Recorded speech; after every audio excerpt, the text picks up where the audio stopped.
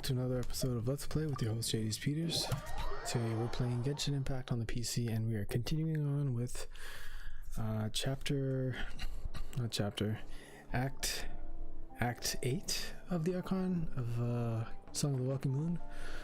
I interrupted myself last time because it was taking longer than I thought it would.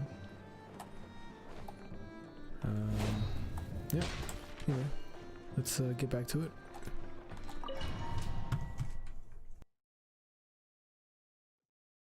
We have to run through this quickly. Somehow. Who are you? Call me Sonnet. You have the same power as Canon. Sonnet. So, you're the goddess of the iridescent moon? Oh, goodness. I'm gonna keep it playing as a refresher. You recognize me? Before. Well then, what's your name? Columbina. Columbina Hyposelenia. Hyposelenia? What a lovely name. Did you choose it yourself? It was a joint effort between me and my friends. Friends? You mean your friends in the heavens? Huh? Oh, sorry. You must be exhausted. I apologize. Hang in there. Let me introduce you to my older sisters. Do you mean the other two moon goddesses? Arya and Canon? Wow, you sure know a lot. Hey, does that mean that our story goes on into the future? Oh, I guess that wasn't the best question to ask. It's alright. We were prepared for that possibility. You could say we were too prepared. I can't even remember how long my sisters and I have been here by this point. When did you get here? How long has it been? I can't say for sure, but it feels like it's been forever. I see. Are you feeling alright? You look a little unwell. I can hold out a while longer.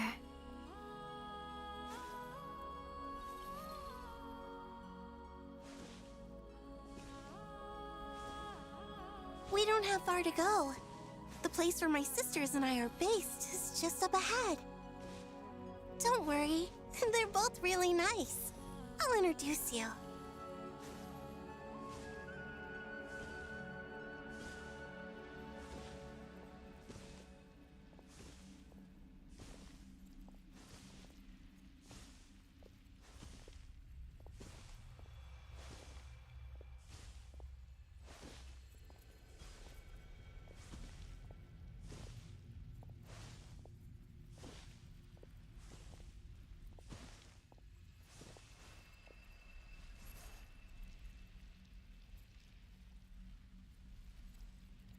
Sisters! I'm back!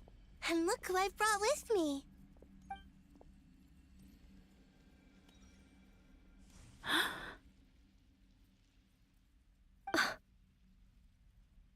It's our lovely little sister, born in the far future. The pleasure is all mine.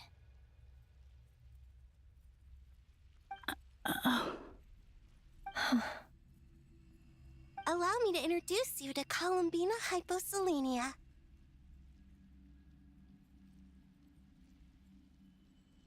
This is Arya, the goddess of the eternal moon. And this is Canon, goddess of the frost moon. Canon, don't you think Hyposelenia's power is similar to yours? Hello, Columbina. I apologize for our startled reaction just now. And please, forgive our little sister if she's been annoying you. She tends to talk a lot. It's fine. You seem shy. Don't worry, Columbina Hyposelenia. No one can hurt you here. Could you tell me where here is? Please. I must know.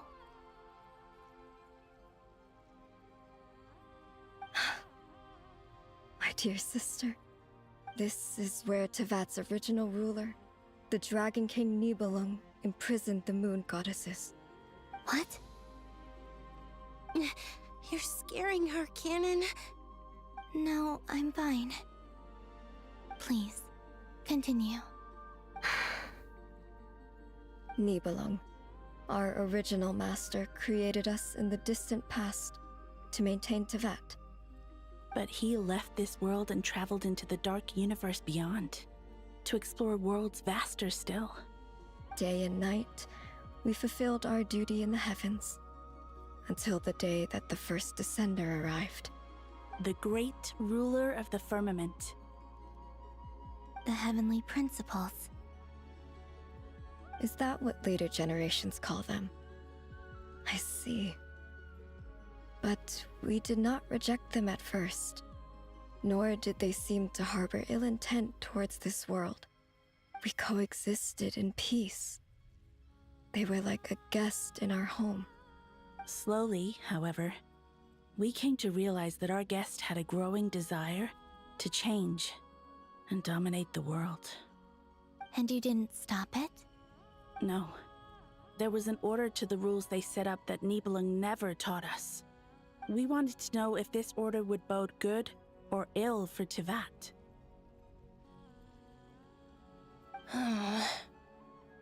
All right. Canon and I wanted to know. Sonnet was against it from the outset. Later, we discovered that this great ruler of the firmament bore an almost paranoid hostility toward the desire of certain life forms to seek power. Or perhaps they feared them. They would even cast down celestial nails as manifestations of their power, to punish the civilizations of the world below. Only this was far beyond mere punishment. Right. Their rules brought order, but the price people paid for merely testing the limits of those rules was far too great. I did everything in my power to help the punished escape catastrophe, but still, too many lives were lost. The ancestors of the Frost Moon Scions were some of the ones you helped. But just when we had decided to take countermeasures, the Dragon King, Nibelung, returned. And so began the War of Funerary Flame. So, that's the name the world gave that war in the future. Well, who won in the end? As far as I know, the Heavenly Principles won, although it came at a great cost. They remained in Tevat, where they continue to rule to this day. And the world's original master, the Dragon King Nibelung, was destroyed. And what of the moons? Are there still 3 moons in Tevat's skies? You can tell us the truth, Columbina. We know we are but remnants of a bygone age. We are prepared for the answer. These cutscenes are so long that my controller is turning itself off. That's insane. Only the Frost Moon remains. But it has been cast beyond the false firmament by the Heavenly Principles. The eternal and iridescent moons were both shattered during the war. So death finally came for us in the end. Sonnet. But you're still here, aren't you? A moon goddess cannot live without her moon, Columbina. She's right. That's why I began to disappear. Because the Frost Moon is cut off by the false sky. How much worse it would have been if it were outright destroyed. Our souls may endure within this lunar palace, but if our moons are destroyed, then we shall disappear the moment we depart from it. I'm sorry. There's no need to apologize to us, dear sister. If anything, we owe the world an apology. If only we'd decided to act sooner, rather than arguing amongst ourselves. All the more reason not to spend this time in regret and repentance. Instead, we should focus our efforts on how we might help our future sister. Sorry? Don't you see, Columbina, your story is not yet over. Is that not why you are here?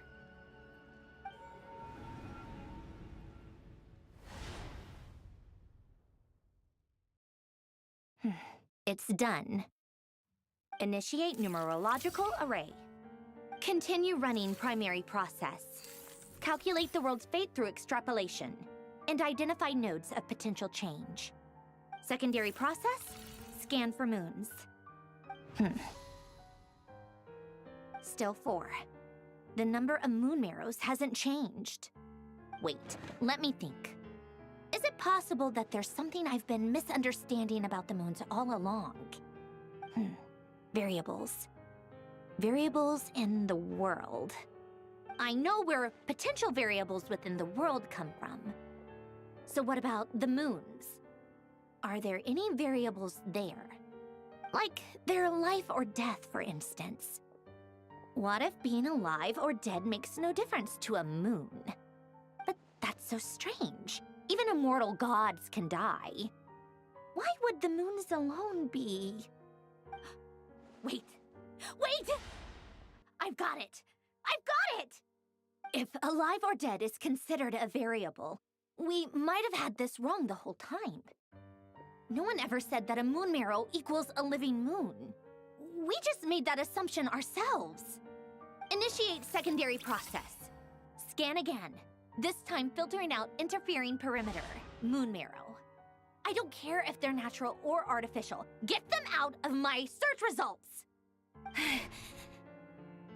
Why? It says 3 moons still exist in Teyvat, even after excluding the moon marrows.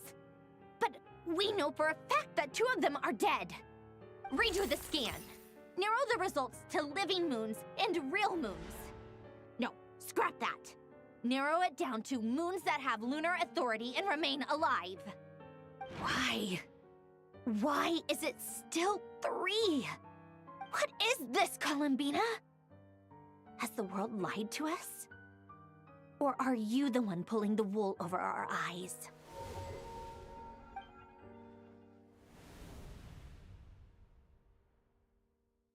So, you think that the moon's reflection might be where Nibelung imprisoned the 3 moon sisters? Yes, it would explain a lot, such as why that space would respond to a moon goddess's power, opening the moon gate at her command. It would also explain why Miss Columbina has been unable to leave, and why time flows in reverse there. In the messages she sent, Columbina promised us she'd find a way to return.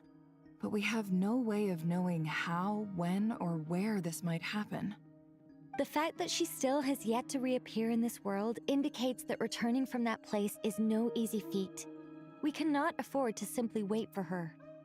So you're saying, if she could return by her own power alone, she would have done so long ago? Yes, she certainly wouldn't leave it to this late stage when it's so touch and go. I've been giving this some thought, and I've come to believe that Luana's harm might be an anchor that she left behind, as a sort of future waypoint. This could also explain why Luana's heart is always by the traveler's side. Sounds like a plausible theory. If that's the case, there must be some criteria we need to fulfill to allow Columbina to return to the present. The question is, what could they be?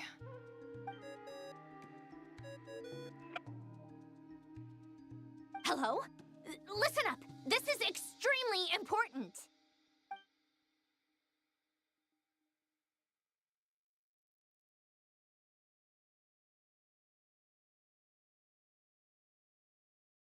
Not only is Columbina alive, but she may well exist in a form unimaginable to us. I'm still unclear on the details, but she's done something truly inconceivable in the past. And the clue to what she's done lies in the moon and Teyvat sky. Truly amazing. Oh, I'm so delighted for her.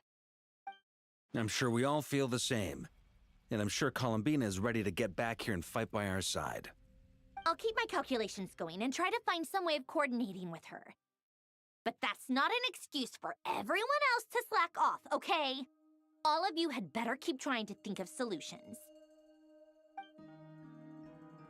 How can the dead moons still live? And Luanatar...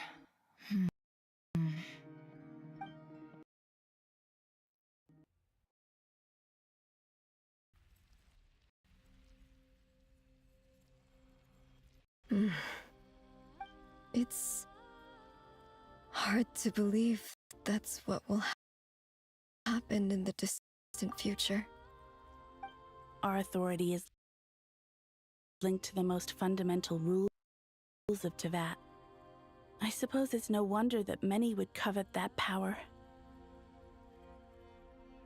Hang on.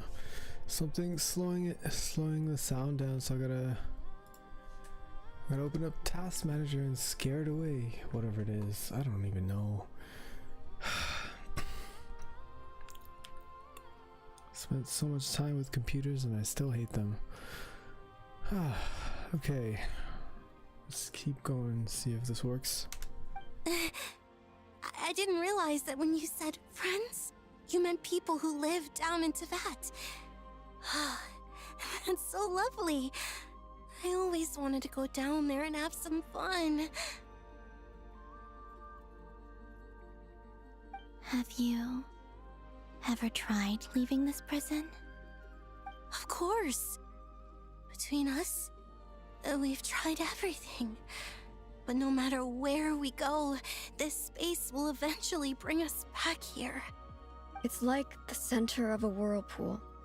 Everything ultimately converges here, at the moment when Nibelung imprisoned us.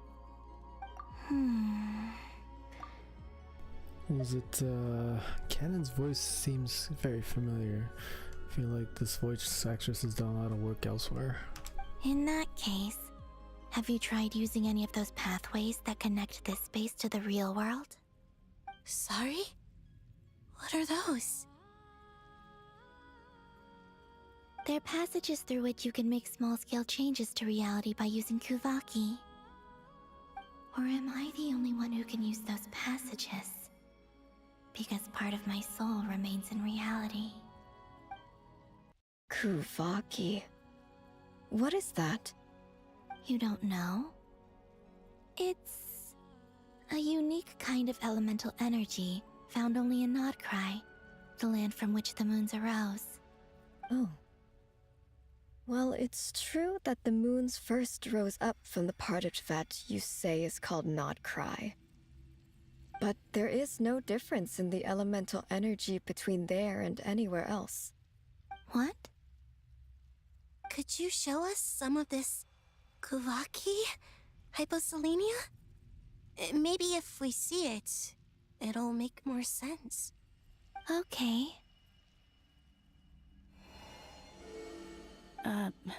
Isn't that just your power? What? But it's everywhere in Nodcry. In the air, in the land. Even the creatures who live there have adapted to its influence. How curious. This Kuvaki certainly did not exist anywhere in the world before we were imprisoned. Let alone influence living creatures. So, how exactly does it affect them anyway? Can they float in the air like us? I have a feeling the Kuvaki is just like Canon's scattered body parts or something gruesome like that. This is so strange. Why would their reality differ so much from mine? Columbina, you're looking for more than just a way out of here, aren't you? Yes. If I am to help my friends, I will need tri-lunar authority on par with that of our foe. You mean... you'll need our power? This sounds extremely risky. The Three Moons' powers are not mutually compatible. Concentrating them into one goddess will be a very painful process. And if anything goes wrong, it could tear you to pieces. I know. But I'm willing to take that risk. Even so, let's say we successfully transfer our authority to you. How will you take it outside this prison? Niblin constructed this realm specifically to prevent us from using our powers to interfere in his war. No moon goddess can leave this place alive. What if I don't leave alive?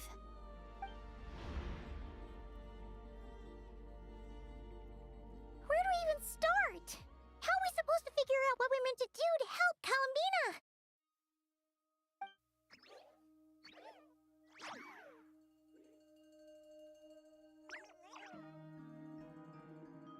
Columbina? What do you need from us?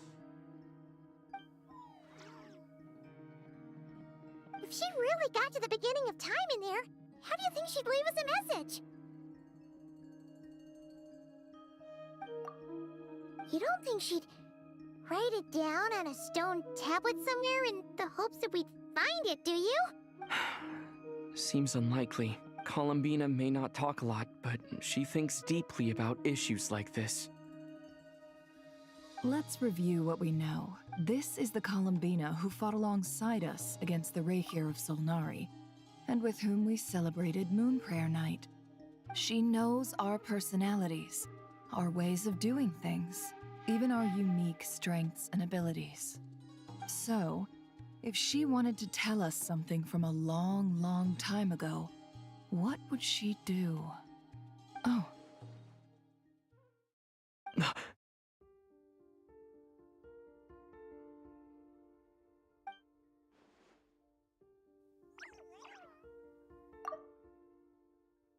Traveler, you once said that those golden ripples also appeared when Luanatar was born. What if Columbina left Luanatar here, not just as an anchor to the real world, but for some other purpose? If she is part of Columbina, and Columbina knows that I can see past events through her... Oh yeah! Like when you peeked into Rare's past through his heart! Nefer, wait! If you're right about this, and you can really see past events through Luanatar, your eyes, they'll... Oh, I know. Looking at Rarir's past in Conria was already enough of a strain on my eyes. Looking this far back into the past, it'll surely blind me. But it's our only chance. This is the only way. Boss. We spoke about this once, a long time ago. Do you remember what I said, Yehoda? The day I lose my sight, the Curatorium of Secrets will be yours to run. But... What's wrong? I'd be overjoyed if I were you. This day's come a lot earlier than either of us expected. I need to know you'll honor our agreement, Yehoda. Promise me. Yes, Boss Neff. I promise. Are you sure you don't want some time to think this through? What is there to think through? I should have gone blind after our battle with Rarir. Frankly, it's almost criminal that I got away with it for this long. Then at least let me take some precautions on your behalf. And if you really do lose your sight, I'll visit your office every day and make sure you're well looked after. Oh, please, anything but that. I was actually ready to go through with this. Are you trying to scare me into backing out? As if I could ever scare you. I'll assume you're just joking to calm your nerves. All right, enough chit-chat. Let's do this.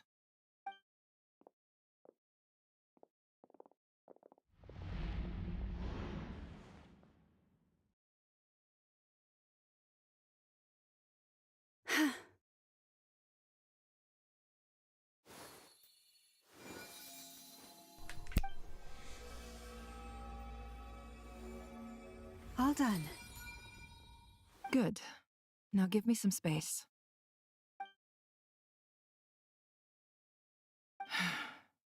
Come on then, little one. Show me what happened in the past. I think we're about caught up now. Once we gain control of Columbina.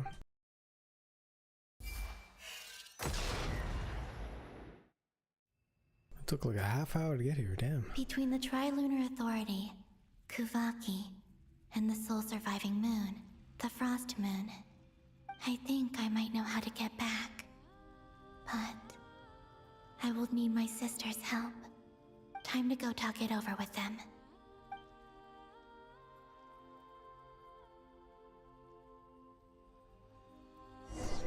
Alright, this is where we left off last time. I can't believe we have to wait 25 minutes to get into this. Insane. Alright, where's Sonnet?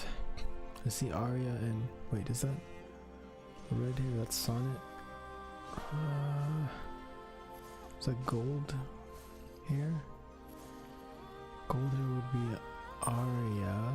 Oh, there's alright, I guess she would be the last one. Canna would be the last one for us. Because we are her descendant or sister or whatever. Reborn version. Have you decided what to do? I hope it's not too dangerous. You really scared me when you said that thing about not leaving here alive. Come on, let's go find the other two.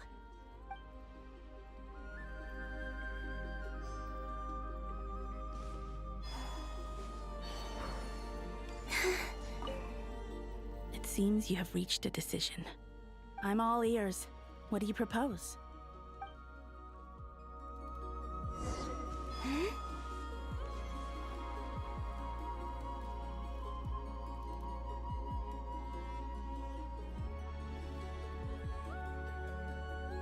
Have you figured it out, Columbina? Tell us. How do you plan to leave this place? I intend to die here, in this moment, and then be reborn in the future with the help of my friends. What? What are you saying? How can the dead be reborn? And how will you inform these future friends of your plans? You can't exactly leave oracles. Nothing can escape this place. Not a single ray of moonlight. And even if you found a way, what if they never find the message you left for them? You'll... No, that won't happen. Come again? They will find my message. I'm sure of it. I'm not following. How exactly will you achieve this? It's quite simple, really. First, I will leave my soul here.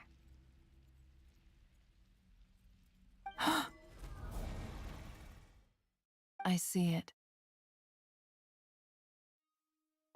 Your soul? You mean your divinity? Yes. I once left a portion of my soul in the future. One so small that this prison barely noticed anything. In this very moment, she can resonate with my soul across time. When the time comes, I believe that she can serve as an anchor to pull my soul from here back to the future reality. Just as gravity connects the world to the moon. Exactly. In the future, where I came from, the moon has been cast beyond the false sky, but I can still feel that it is there. In a similar way, I can feel a connection to the soul fragment I left behind even now. My friends can use it to detect my presence. But how do you just leave your soul here? Is that even possible? On my way here, I met an ordinary mortal who entered this place long before I did. Her body is long gone, but her soul remains. And before that, I encountered an old enemy whose entire soul survives here intact, while the power that once corrupted his body has faded away.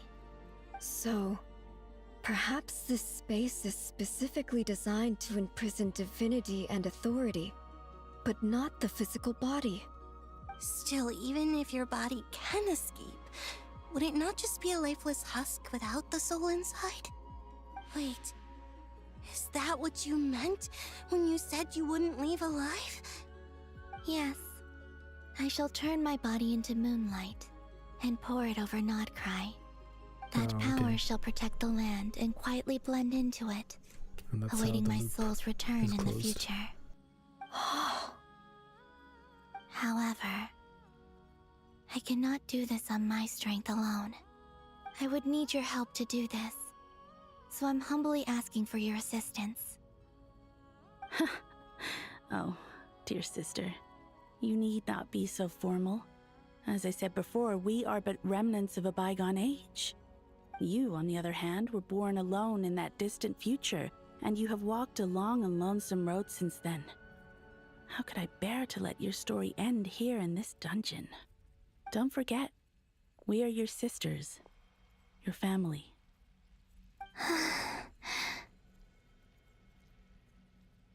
Arya's right. Actually, I've always wanted a little sister. Can you imagine how it's been for me? Getting nagged by 2 older sisters all the time. Now, I finally get to be the big sis. And not just that, but I get to help you return to your world, too. How could I say no to that? Sonnet. Canon?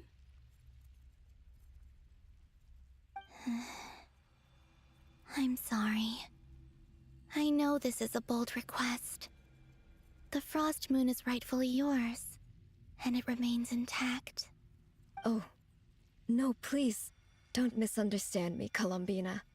I was just thinking back on the years that the 3 of us once spent together.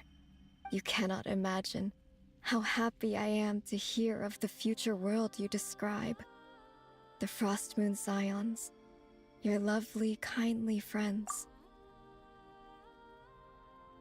For the 3 of us, whose purpose in life was to maintain the peace in Teyvat, it is a great relief to know that the people of this world live in such an abundant future. If your plan can save them and save Nodcry, I will gladly give you all that I can. Besides, the 3 of us have been together since the day we were born. I could never abandon them to live on alone without them.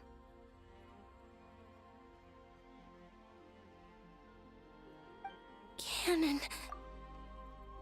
Still, I do have one question I would like to ask you before we proceed. Certainly. What is it? Why do you cover your eyes? Good question. Let's hear it. Yeah, I was curious about that too. But it seemed personal, so I didn't want to intrude.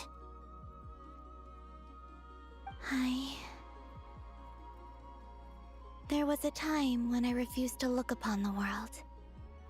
I believed it was full of nothing but lies and falsehoods.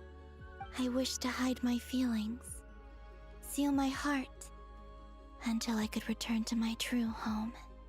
I see. Perhaps that decision saved you from ever having to see the false sky again. But at the same time, you likely missed out on many true and precious things, like the smiles on your friends' faces. Promise me this, Columbina. When you return to the future, open your eyes, take a look at the world around you, and see your friends. I'm sure that you know this already, given that you long to return, but that is your true home.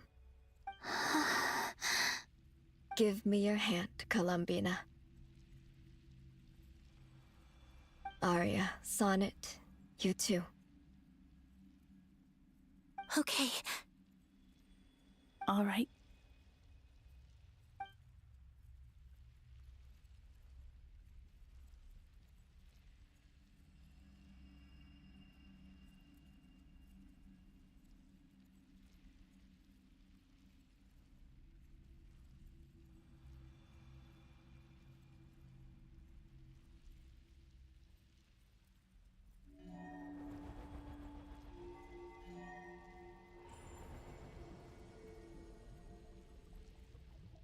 We once were the songs sung for eternity, but now it is you who must continue to sing.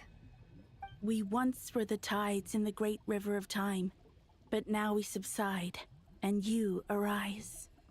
We were the messengers of madness and inspiration. But now, the lies have faded, and your truth must endure. We are souls awaiting the sun. You must return to be with those who smile when they see your face.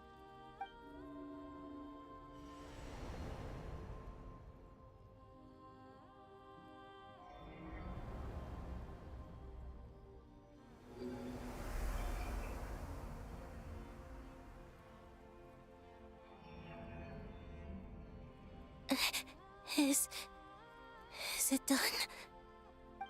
Yes. We have transferred the authority over all 3 moons to Columbina Hyposelenia. From this moment on, she is the Tri-Lune Goddess, the one and only moon goddess of this world. Oh, that's how she gets that moon behind her back. Interesting.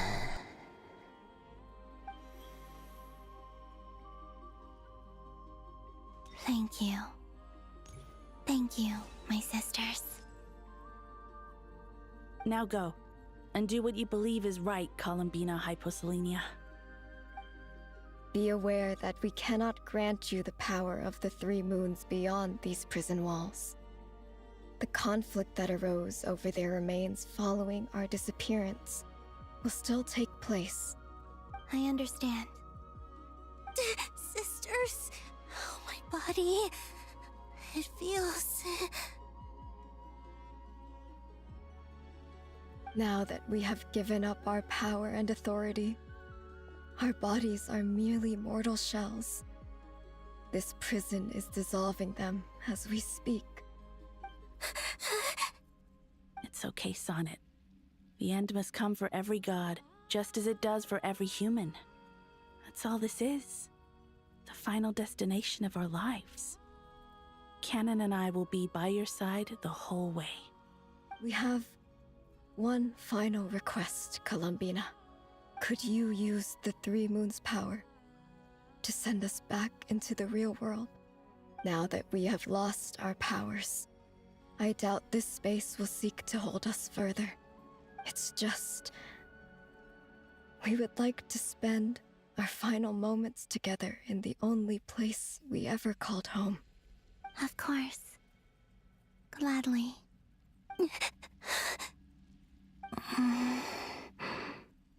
Sonnet? Yes? Don't... I wish I could tell her not to give in to the abyss. Not to be afraid. But is this really what I should say at this moment?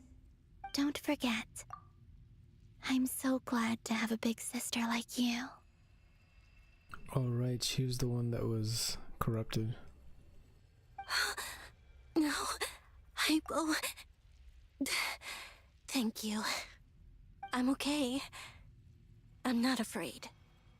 As long as my sisters are with me, I won't be afraid.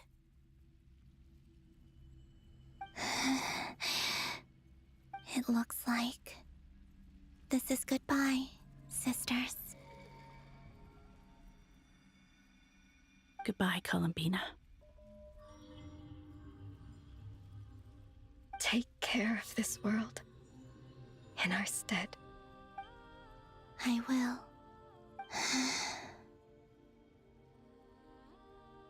And now, it's time for me to bid farewell to my body, too. May it become the moonlight that keeps Nodcry company through the long years ahead. So this is why Nodcry was not always home to Kuvaki. It only appeared after I poured my body out upon this land, and only this land.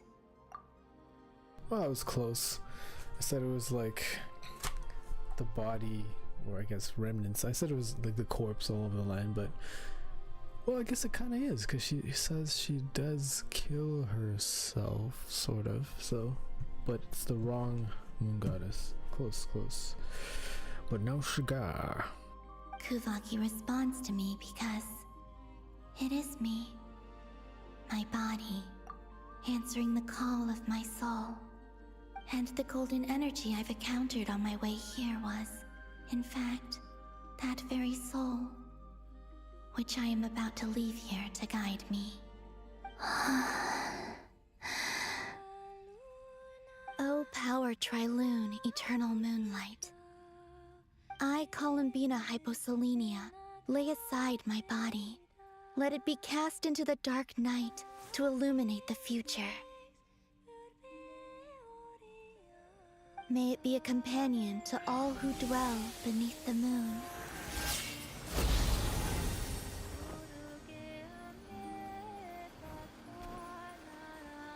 Until the time comes for me to return home.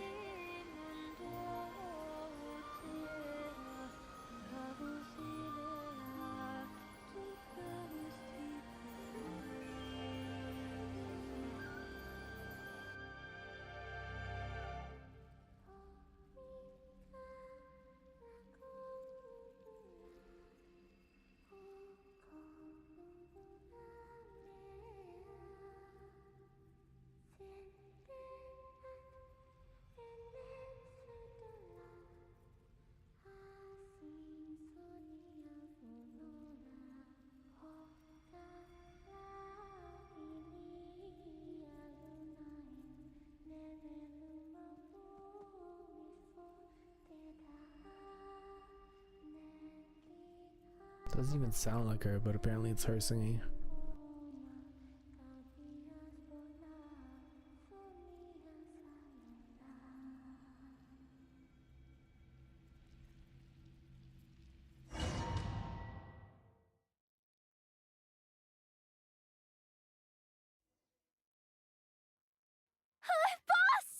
That was crazy! Were we even allowed to see that? Is anyone? Oh, can you still see? How many fingers am I holding up? I see 2 fingers, and a look of sheer terror on your face. Truly astounding, Miss Nefer. Your eyes have glimpsed the very ends of the world, and yet they remain as sharp as ever. Or is the credit for this miracle due to Miss Lauma? It seems that even time itself is no match for your medical skills. Surely you jest, Mr. Flins. I suspect we have Columbina to thank. She must have realized the immense toll that the ritual would take and purposely set aside some of her power in the past to protect Nefer's eyes when this moment arrived. There is always a great price to pay for witnessing the truth, but it seems that this time, Columbina has shouldered that burden on our behalf. She chose the perfect method of getting a message to us. Though her eyes were always shut, she was clearly so perceptive. She knows us well. She knew exactly how we would think and what we would try. Despite being separated by time and space, we're seeing the same possibilities and seizing the same opportunities. We still don't even know if she's okay right now. But as long as there's a chance we can do something, we'll fight to make it happen. We'll get you back somehow, Columbina.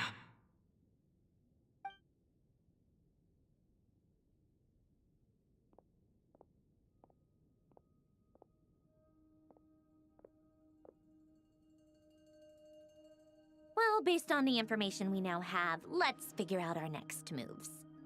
Thanks to these gentlemen, we have a much clearer picture of the situation with Dottore. The civilian population has been moved to safety, so we no longer need to hold back. Miss Androne, how are the calculations going? So far, so good. I'll keep seeing how far I can push the system, though. Can't have Hatman being powered down for nothing. There's still a long road ahead. Where should we begin?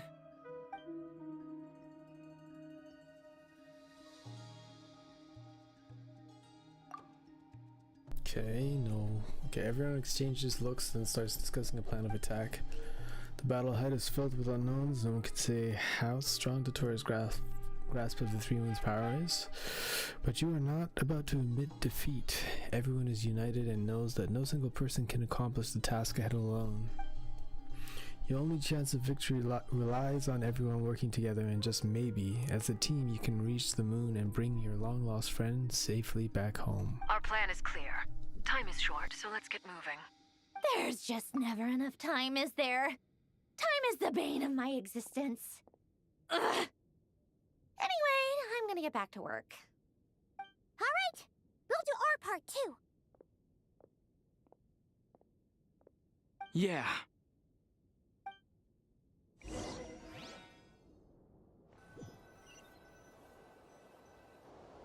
Albedo's theory says that elemental energy can dilute the light realm's power, but I'm no expert in building elemental defenses.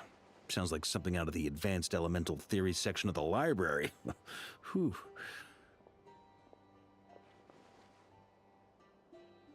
You seem quite troubled.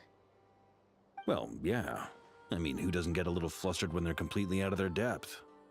You were the very picture of confidence back when you approached the Hexen Circle. Yeah, I could have been faking it through that whole meeting for all you know. Who's to say I'm not just a ball of nerves in a charming and gregarious package? Oh gosh, really? I'm so sorry, I had no idea. Well, you're all the braver for it. Still, I was much more in my comfort zone than I am here. At least in Mondstadt, you can cry for help from a cliff top and actually stand a chance of summoning Barbados himself. Things have never looked bleaker than they do now. If we don't pull this off, Tevat's doomed, isn't it? Oh, you think so? Actually, yes. Yes, it probably is. It's a shame. Don't put too much pressure on yourself. Tevat has faced annihilation many times in the past, but it also gave us you, didn't it? Hey, don't give me that. It's not like I'm anyone special. I disagree. Every human born in this world is special. We angels have always believed that. In that case, this humble human being has a big favor to ask of you. I thought you might say that. I'm sure Alice, in her great wisdom, sent you here precisely to help us in this difficult time, yes?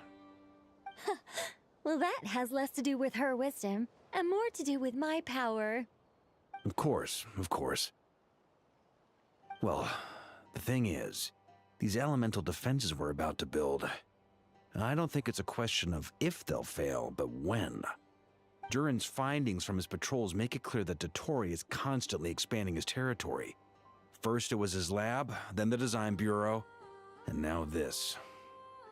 It's not realistic to completely stop him encroaching on the rest of Nagrai. Rather, our goal should be to stall him for as long as possible. If Miss Sandroni's calculations are correct, well, they're the closest thing to certainty we have in this situation, so let's assume they are. Anyway, her calculations suggest that our best hope for victory lies in Miss Columbina's return. It's up to us to slow Dottore's advance and buy time for her to make a return. Are you asking me to help you with building the defenses? No. I'd like you to prepare for what comes next. When he eventually reaches us, we will have to fight him. You were an angel once and a mage now. I'm asking you to lend us your protection. Oh. Can I take it that you're triggering the terms you fought for during our three-way talks? Well, technically those terms were about protecting Mondstadt. But if you're happy to agree to the change in location, then yes, let's do that. You're cashing in on this much sooner than I'd imagined. Well, yeah. The way things are going, I might not get another chance. Very well. The mages have heard the knight's plea, and we will respond. To tell the truth, Alice and I had already discussed how we might help you all, so I didn't come empty-handed. I always like to be prepared.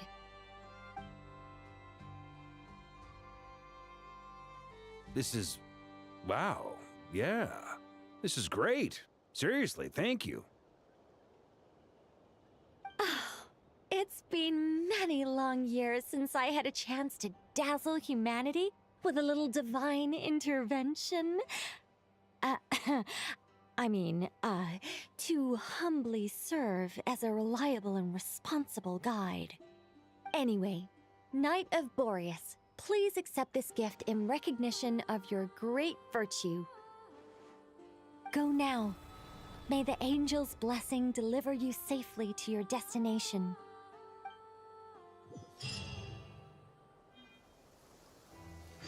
Okay, regain control again and see what's up next on the docket. Talk to Marinette, talk to companions. Okay, we should be coming up on a defense segment. What is this? What is going on here? Is this... More speed. Oh, this is just like, I guess, part of our... See the map right now? Some kind of weird generator? Spinny spin. Spinny spin with the generator. When there are no townspeople here because it's, you know, evacuated. Can I go up this thing? Probably not.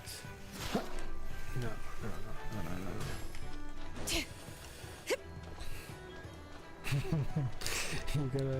you gotta do that grunt so you can make your way up things easier. Whoa. That's a wall. Okay. Oh no, that's just a quest wall.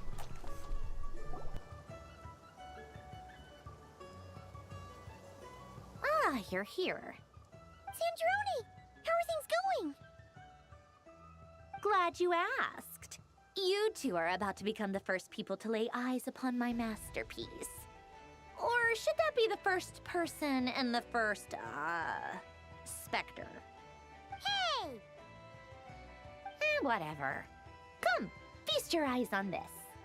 Wow! We've never seen something like this before. Wow, it looks impressive. This meter displays the progress of my formula. Currently, it's still making the most important connections. Once it's finished running, I'll deliver it right to your side. And then, we can finally bring Columbina back. What do you mean, deliver it? Can't you just tell us over the Dodo communication device? It'll just be some numbers, right? Ugh, you're such a greenhorn. This isn't the kind of formula you solve in math class. It's a highly complex algorithm capable of constructing a framework of rules. Ugh, whatever. We'll be here all day if I start trying to explain it. All you need to know is the formula must be completed before we can bring Columbina back.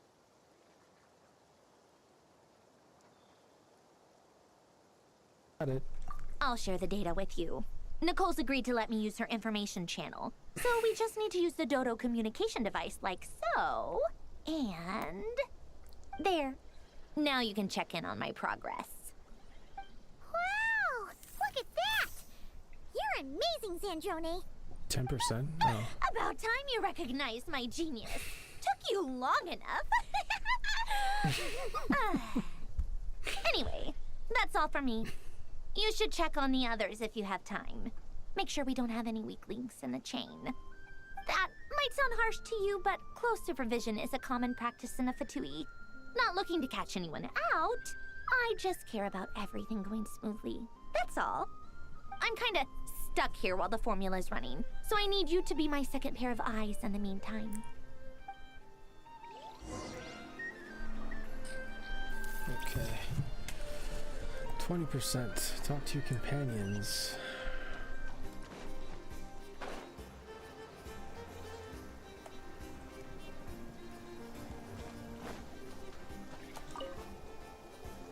Traveler, Paimon, a pleasure to see you both. Flans! How's everything coming along? Fairly well, if I do say so myself. Personally, I am ready to confront Dottore head-on. Ooh, you sound much more serious than usual. To be honest, I am not usually fond of exercising my full strength. For one thing, it's hardly conducive to maintaining a low profile. Besides, I believe one should have the right to choose when to show their hand. I am conserving my strength until the moment of battle is upon us. anything to boost our chances of victory. Seeing you get into the zone like this really puts Paimon at ease. Huh, Traveler? Yeah, me too. Most at ease indeed. I consider it an honor to have your trust. Rest well. I look forward to seeing you both in your element during the battle.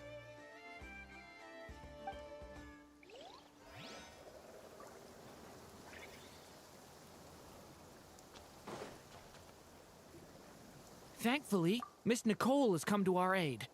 Nasha Town is now looking very well defended. Golden Flame. Yes, that's Nicole's power, all right. Based on the latest message from Grandmaster Varka, it sounds like they've reached an agreement. The situation should be more stable with her assistance. Everyone will have at least some degree of protection. Albedo! Durin! Hello there, you two. Are you well rested?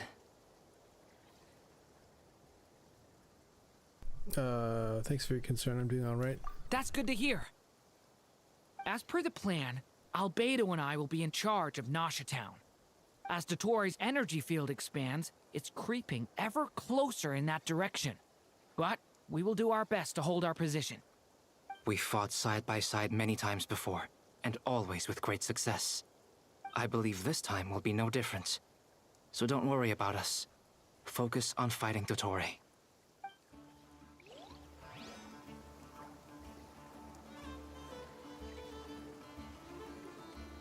Okay. Bring it! Talk to these two. Yes, Miss Moonchanter? What are you staring at? You always address me in the strangest ways. Lady Moonchanter 1 minute, Miss Moonchanter the next. Yes, and? Are either of those incorrect? Not as such. It's just that I simply call you Nefer nowadays. Uh-huh. That's my name. What's your point? The point is I don't add any honorifics or titles. Meaning what? That maybe we're on friendlier terms now than we used to be. Is that how you see it? And I thought I was the one with eye damage. Never! Wilma! Paimon, Traveler. Just swinging by to check in on you. How are things going? Did you manage to get some rest? Don't worry about me. I won't slow us down. And I give my all to ensure our victory. Ah, yes. Allow me to give you two a quick checkup. All done. You're both in good shape. We're lucky to have your support. Thank you both. You're welcome. You'll have your work cut out for you in this battle against Dottore, so make sure to get some rest in first. Paimon will keep an eye on him. Don't you worry. I'm glad to hear it. Take good care of yourself, too, Paimon. Sure thing.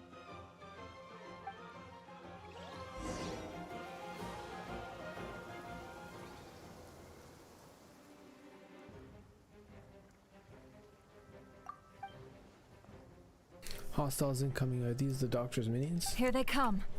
That's quite a horde. It is quite the horde. As we expected. Get ready, everyone. Take your positions and prepare to engage. Let's begin. I'm at the ready.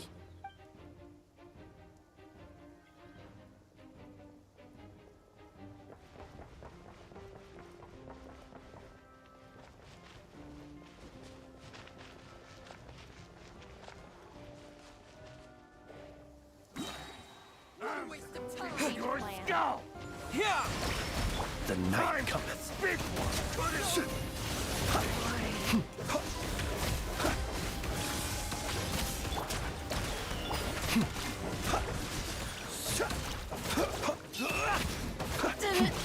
Take too long. Another one. 5. Go! Be silent. Close your eyes. Do you fear?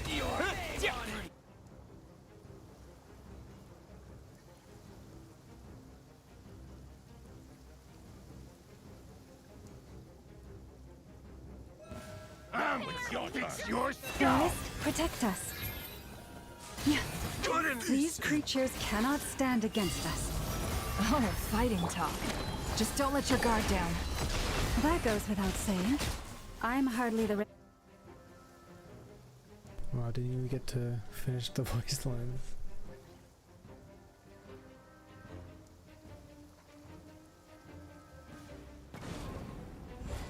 Coming to be! A turning point in fate! Get back! Huh, that was easier than I thought. Naturally. What do you mean? Is it because as... Yeah. They were too stacked in their trial form.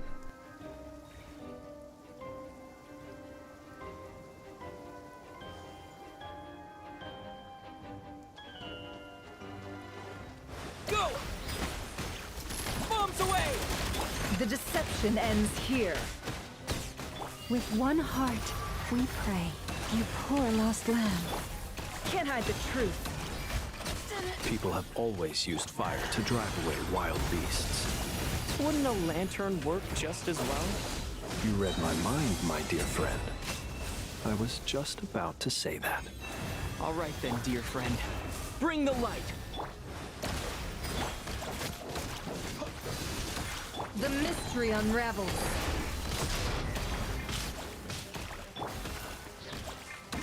By the frost moon of old. Can't hide the truth.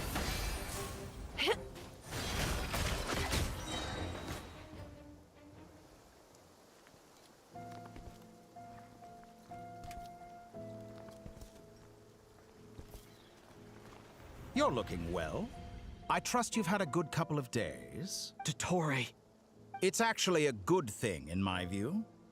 If the subjects of my experiment were to die prematurely, it would throw quite a wrench in the works. And so, I must thank you all for your resilience. We are no longer on the same level, but you are nonetheless worthy of my respect. And in any case, it is only right that before I end your lives, the world is informed of the arrival of their new god. Accidentally skipped this We one. are no Just play longer again. on the same level, but you are nonetheless worthy of my respect. A creator god should be merciful and gracious after all.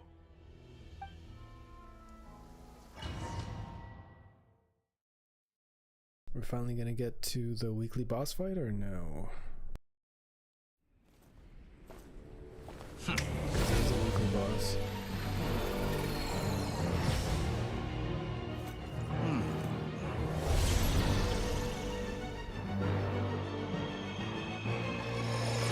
He's giving Aizen vibes from Bleach. This is glove. Just tear him away. False guy did just tear it away.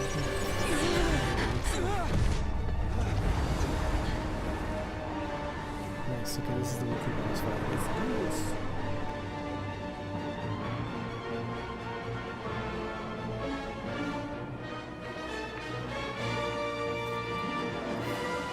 The experiment begins.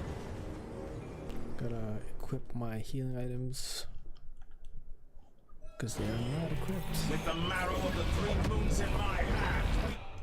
With the barrel of the 3 moons. Okay. Go here. Throw in some healing dishes. Apparently I've used all my healing dishes. Damn. Okay, sure. Let's grab this. Nice big chunk of healing. The false moons fall.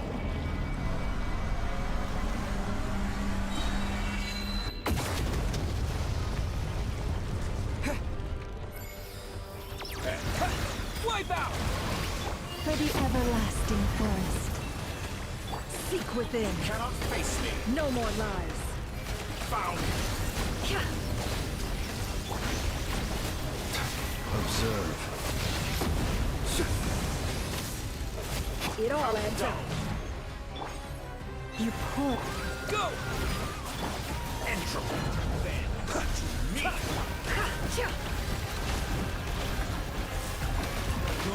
Keep it up. I'm still collecting data. With one heart, we pray. Be silent. The mystery unravels. No more lies. Let's see what you're made of. A water jet first, like an ant in my palm.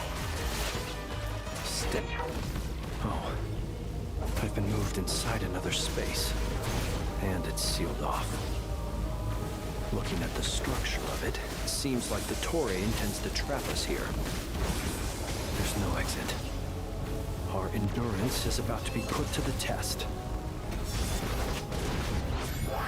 Stall.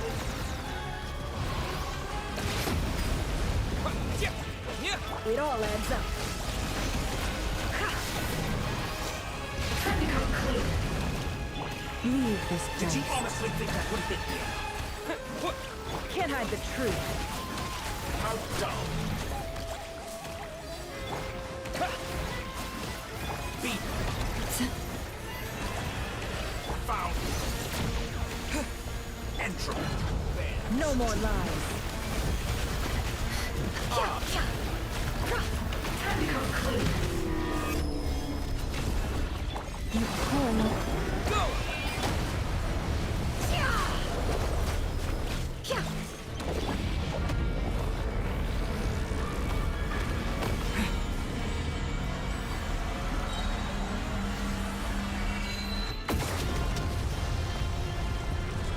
Pathetic. Perhaps you could try being a bit more proactive. Go! Seek within. Reverse. By the frost moon of old. It all adds up. Tell me, where will you try scurrying off to next? Looks like Dottore has opted for a divide and conquer strategy. But we will not allow him to triumph. Now, I shall pray for our victory.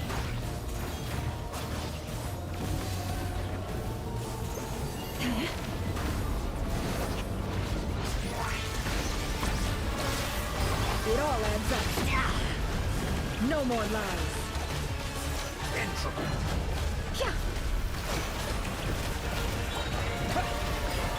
The deception ends here. Can't hide the truth. That's more like it. Some results of that. Reverse. Go! No more lies. The mystery unravels. Wipe out! Go! Pathetic.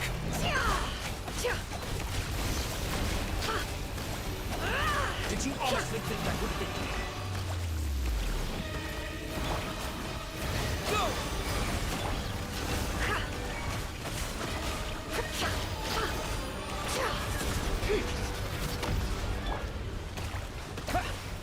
It all adds up. Be annihilated, that which cannot stand against me. Absurd. What's this supposed to be? A knockoff version of the space Columbina got trapped in? There really is no way out. We'll see about that, Dottore.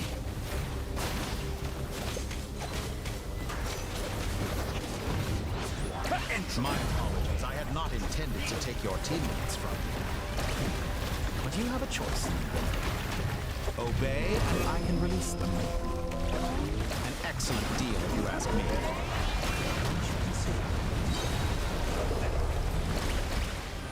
Go! Reverse. Go!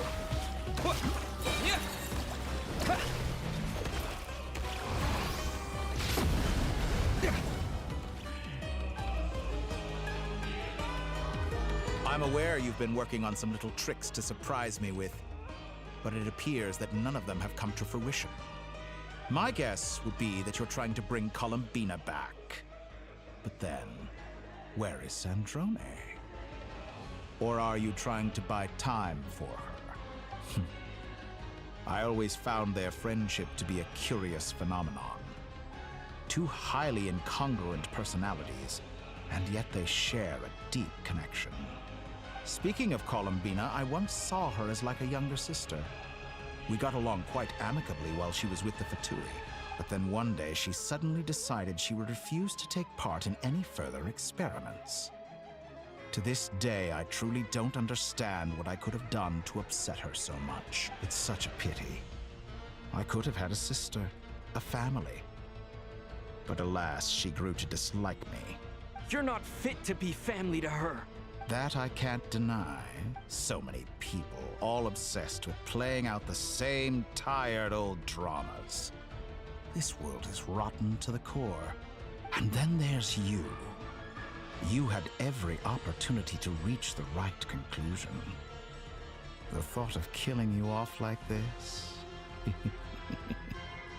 But I maintain that I approached you in good faith, so I will offer you another chance. Will you work with me? You have until I count to 10 to make your choice. 1, 2, 3... Not in a million years. Huh?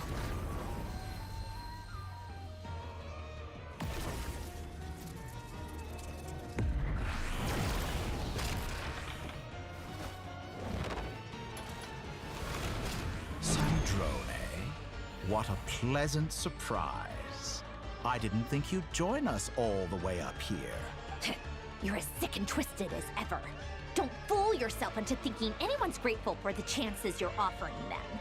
Sandrone, but the formula hasn't finished running yet. Funnily enough, I was just discussing a collaboration opportunity with the Traveler, and then I see you, who I must say is a good example of an opportunity gone to waste. Gone to waste? I said that everyone would get one chance. And you've used yours to march right back into the lion's den. So yes, it's an utterly wasted opportunity. And what makes you think I believe a word that comes out of your mouth? I was planning on disposing of your little formula after wrapping up more urgent business here. But since you've taken the trouble of serving it to me on a silver platter, I can simply bring it forward in the schedule.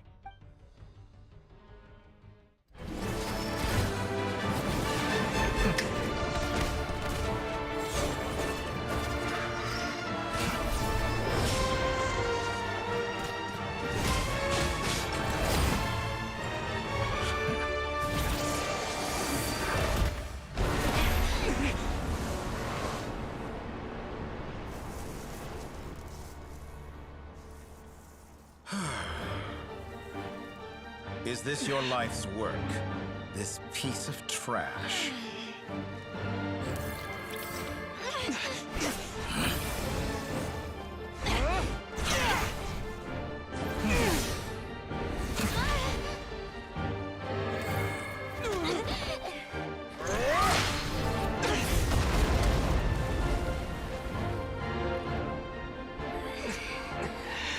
Your formula runs too slowly, Sandrone. You put your hope for success on others instead of fighting dirty. That is why you have failed.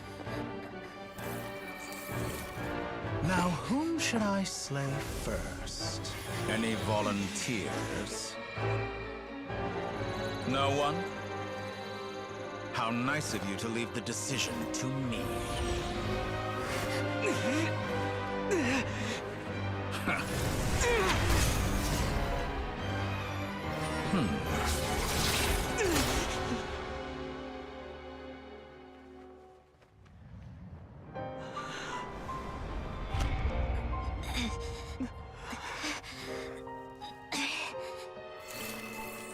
Oh, how unexpected. Sandrone, any last words for me, comrade?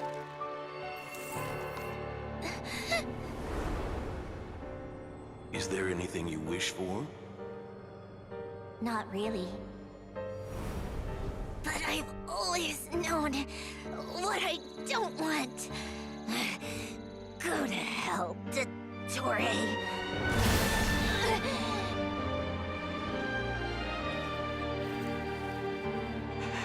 No! did she come up there? She's running the phone. And now, you have failed.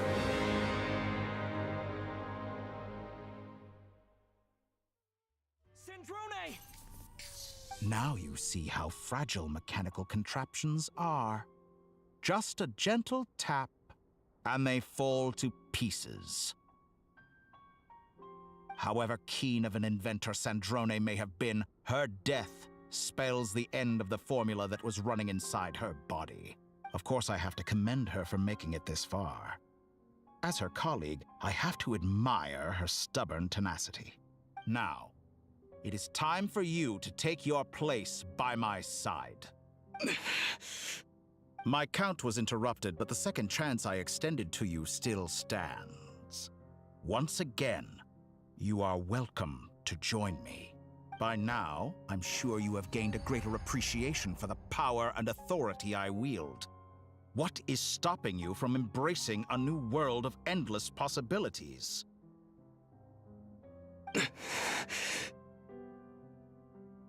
Not in the mood to talk? As you wish. You seem less talkative than usual today. I'll change the topic to something more apropos. Sandrone was always like this, never trusting anyone, always so reluctant to share her research with them. Objectively speaking, she had her strengths. It is remarkable how she extracted and even optimized the world formula from so much data. But her inability to trust was her undoing. Had she allowed someone else to monitor or run the formula for her, you might still have a chance at victory even now. Pretty sure she did, though. What's his name? Fujin, or the Wanderer. But regrettably, she was a stubborn fool. As much as it pains me, she had to go. Dottore. Maybe this is news to you, but people can change. Columbina surprised you when she escaped. And I think Sandrone would surprise you too. Change? You can twist the truth however you want, but I see it clear as day. You're the one who can't trust other people. Is that how you see me? By this point, what can you hope to do about it? It is pointless to fight on. You've already lost. Wrong. You can't win this, Dottore.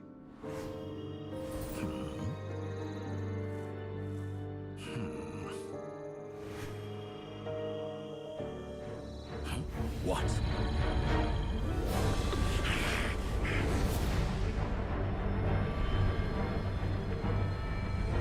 the hell is Walker doing?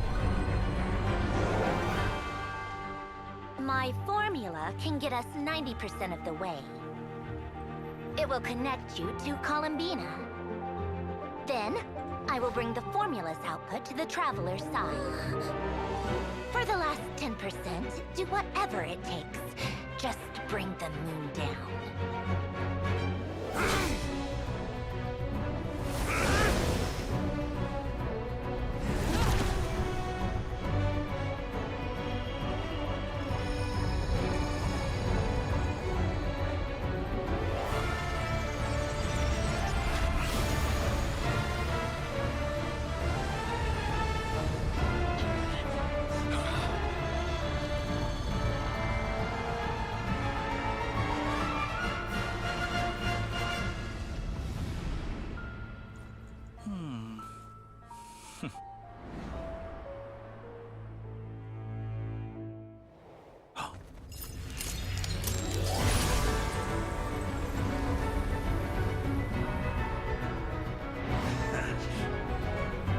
The moon will never be yours!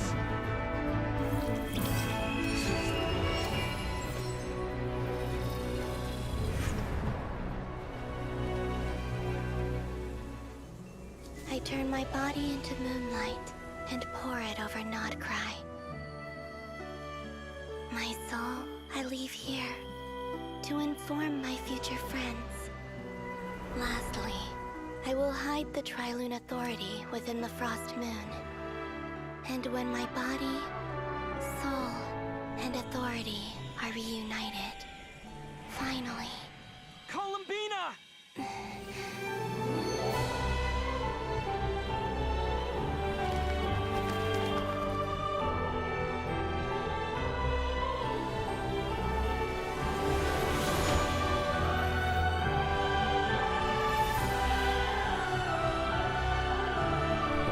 She can open the eyes. It's crazy. Purple. Interesting.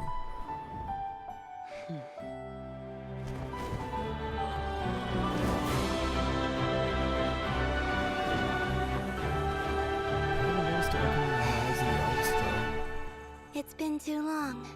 I'm back.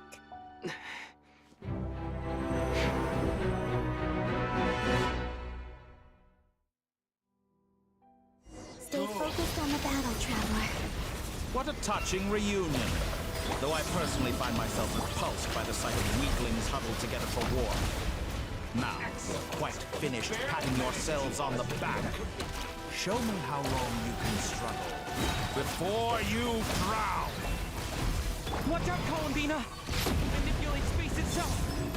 I know. Wait for the right moment. We'll strike together. Bombs away! Moon's remnants!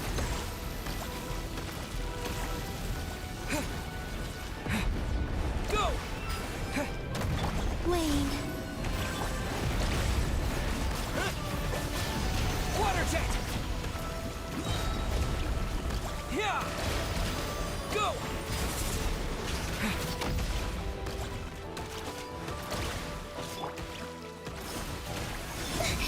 Surge. Water jet! Enough! Water jet! Like an ant in my palm!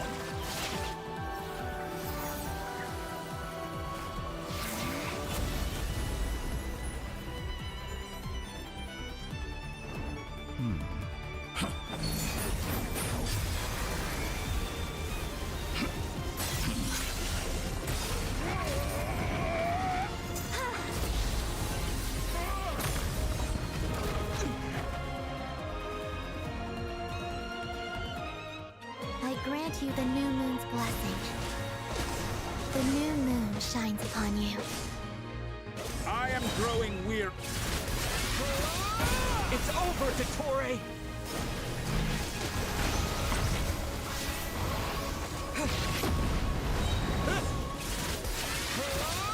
Time to pay for your heinous... No longer must the world cower in the cold night. Close to the new world. Let the moonlight dispel the darkness. Such a in this rotten, decaying world. Everlasting as the moon.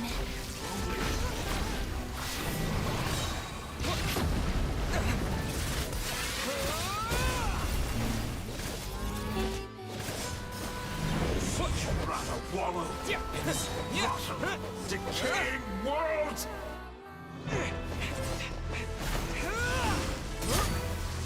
Willfully blind. How can you be so satisfied with your fate?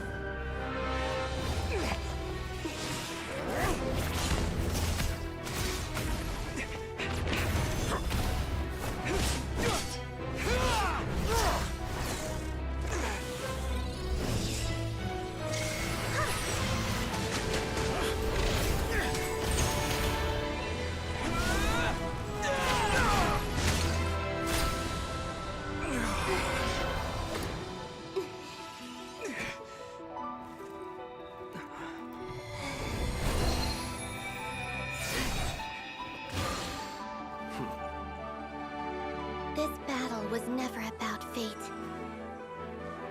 It's about friends, family, and the home you stole from them. So dull. Only the weak rely on each other for comfort. You shall see.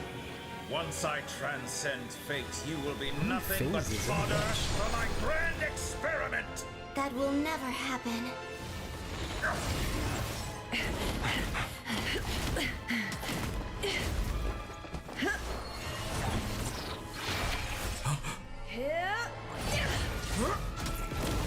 Quick time events.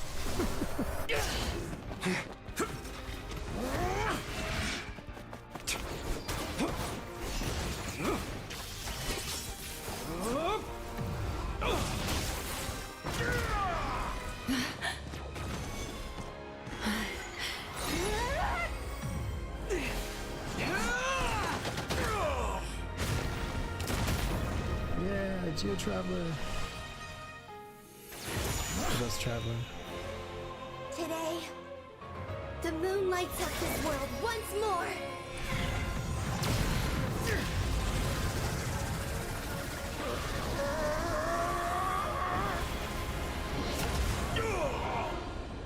This loathsome world.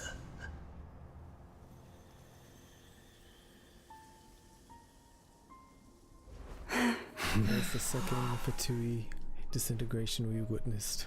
No, this world is our home.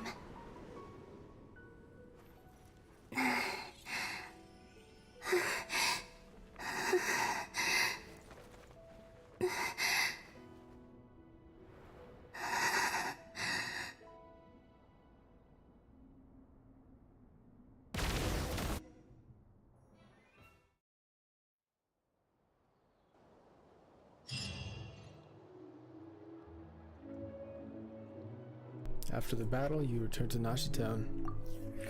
The scars left on Nodcry by the doctor slowly begin to heal. Okay, give me... Can I stay here, or will it like cancel me out if I... It probably won't. Okay, so give me a minute. I just need to grab a drink.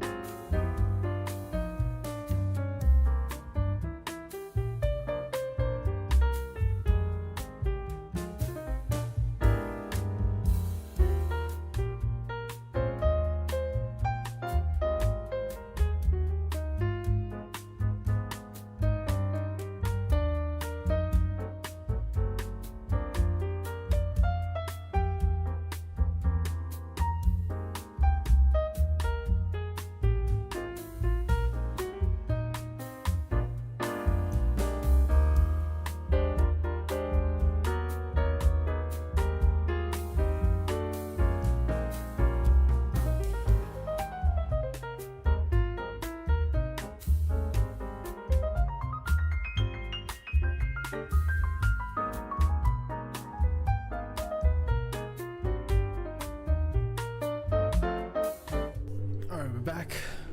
After the battle, you return to Nasha Town. The scars left on Nodcry by the doctor slowly begin to heal. After learning of the crisis's end, people gradually return to Nodcry. And the frost moon in the sky also remains within this world. Okay, so has the frost moon So the frost moon pierced the veil and came through. Has it been sealed inside the veil, or has the veil just is it just gonna remain shattered? No, you're doing it wrong. The moon looks like this now. What are you drawing, children? The new moon, Mom. It looks different than before, doesn't it? Also, can I go buy a sugar sculpture today? Please? Just one? All right. I suppose today is a special day after all. Almost like a festival. Extra, extra! Get the latest Nasha Express here! Post-disaster report! Nasha Town reborn beneath a new moon! The voyage begins today! The future looks bright thanks to the League. Want a copy? The League? I knew things would be different. But I didn't think that would include the moon. They say a new moon goddess has been born. A new moon goddess? Who's saying that? The Frost Moon Scions? I guess so. I'm not too clued up on the details. As far as I'm concerned, the moon's still in the sky and it's business as usual. Hey, since we've come all this way, shall we grab ourselves a free meal while we're here? Are you a convert now? Or are you just here for the free lunch? Oh, come on. What does it matter? After everything we've all just been through? That smells good. All right, that's it. I'm hungry. Time to eat. Come on! We gotta get there early, or there won't be any good spots left! We really don't need all this exposition. Shh, keep it down. This is a residential area. What if people are still sleeping?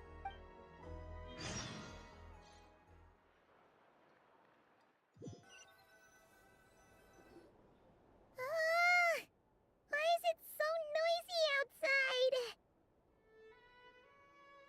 Good morning, Paimon. Sure you don't need 5 more minutes? It's okay. Paimon was pretty much awake anyway. It's been so long since we last had a chance to relax, huh? Feels like time is moving slower than usual. What about you? Did you rest well? Well enough. Somehow I wasn't as sleepy as... I wasn't as sleepy as much as I expected. What? That's a weird sentence. Still winding down from everything that's happened? Or are you wondering how our friends are doing? Or is it about what Dotori said to you? A bit of everything, I think, but don't worry, I'm feeling okay. Okay, if you say so. But don't push yourself, alright? Let Paimon know if you need to talk. What we just went through was... a lot. It's totally normal if you need some time to get back in your groove. Luanatar disappeared after Columbina came back. Apparently, she was part of Columbina's soul or something. Still, Paimon kind of misses Luanatar somehow. But anyway, you did great. So did Paimon. We all worked our butts off to contain this disaster, and in the end, we made it. So, chin up, Traveler. You should be proud of yourself. You're not usually this sharp when you've just woken up. Hey! Don't poke fun. You should be glad that Paimon's growing as a person. Sorry, on a more serious note. I bet you were worried about me again, weren't you? Oh my gosh. We don't need this. Paimon didn't think you'd mention it. I'm sorry, Paimon. You have no idea how anxious Paimon was. She was worried sick about you. So I heard. Well, if you really want to show Paimon you're sorry, you're gonna need to make it up to her. You better be ready to splash out on a lavish meal. Sure, my treat.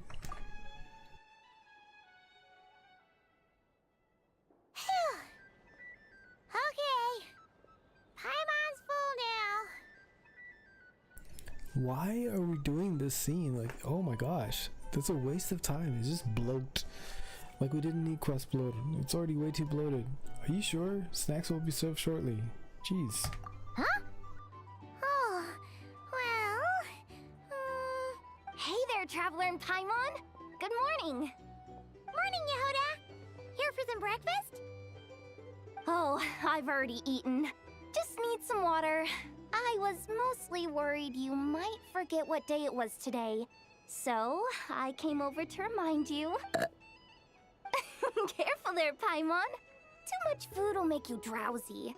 Don't let anyone catch you hiding at the back and nodding off during the league meeting. You should probably be saying that to Aino. She's the baby of the group, if anyone. True. You know, I'm surprised that all these competing groups are actually coming together to try to solve things together. Definitely a first for Nodcry. Well, nothing like a region-wide calamity to bring people together. After that, surely even the most self-interested people have to realize that going it alone isn't worth the risk, right?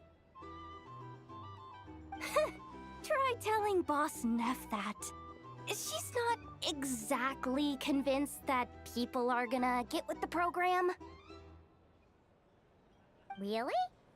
But if she's so pessimistic about it, why'd she agree to be the Curatorium's representative in the league? Probably 'cause even though Unity sounds like a pretty far-fetched idea, the benefits it would bring make it worth a shot. I think things will work out, though. I swear, Nodcry feels like one big family now with everything that's happened. More than it used to, anyway. Paimon's with you on that one. And it seems like plenty of other people agree, too. Just listen to the bustling streets! All right. Everyone's been rebuilding these last 2 weeks, and the evacuees have been coming back in droves. Life's slowly returning back to normal. Which means my workload's probably gonna shoot back up. Were you about to head out? There's still some time before the ceremony begins, you know.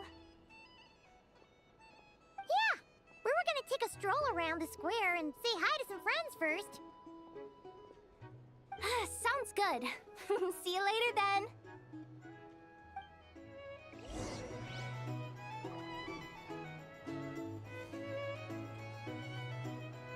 Okay, go to. Oh my gosh, it took forever to get to this last third. All that pointless questing. What? Oh, here we go. Here's the thing.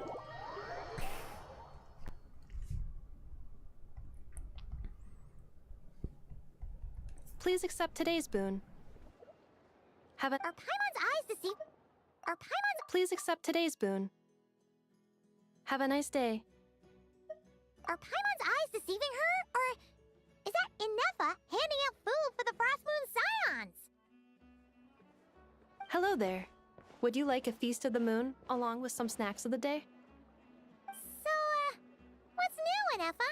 It was only a few days ago when we last saw you, but it looks like you've joined the Frost Moon Scions in that time. And I know too? What are you talking about, Paimon? We're just here to help, duh. In the wake of the disaster, it's all hands on deck. We responded to Lama's request for support.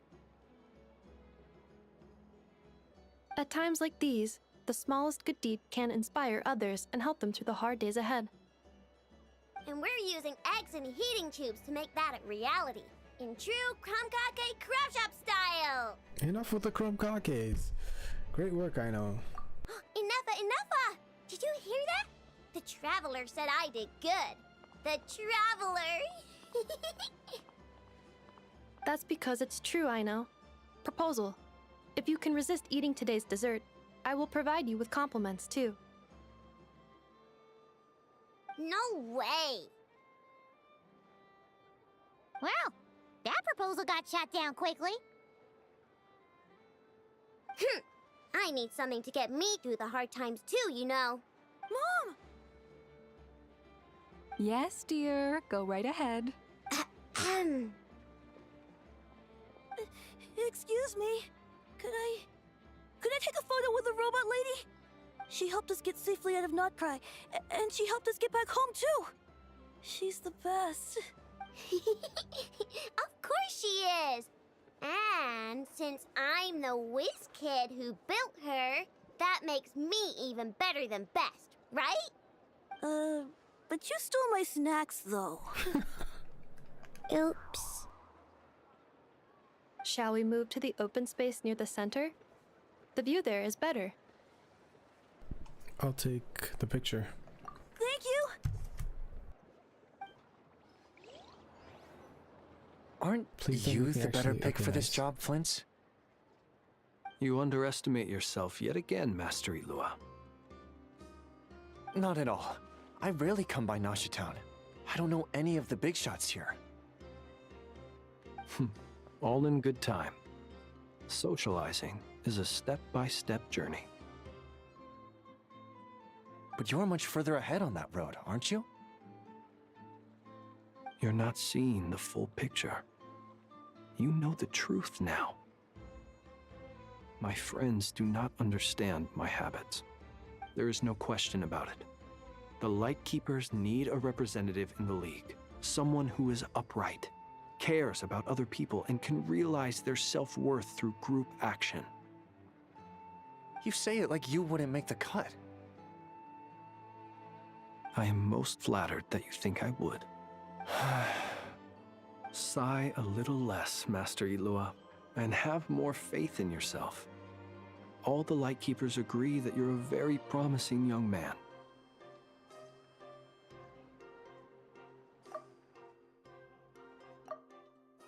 That is precisely why Starshina and Nikita felt safe delegating such important work to you.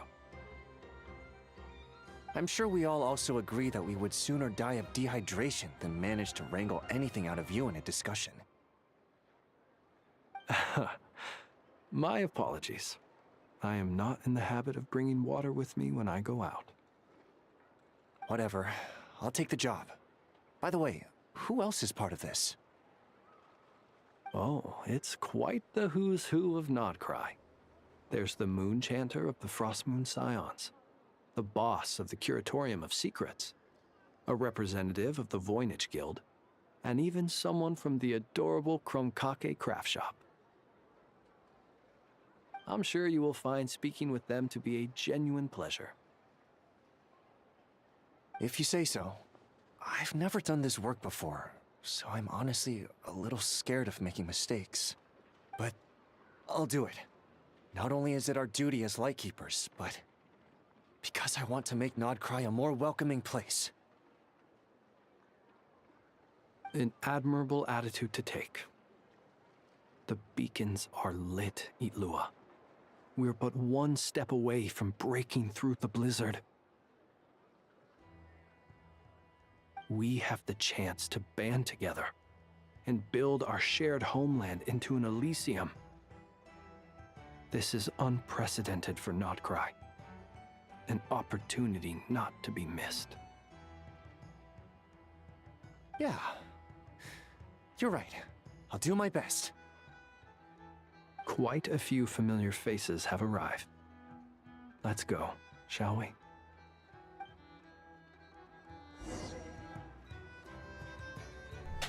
Okay. Head to the... Go to the central... Oh, wow, we still have to go to... This is the first mission and we still haven't done that. Oh my gosh. Wow!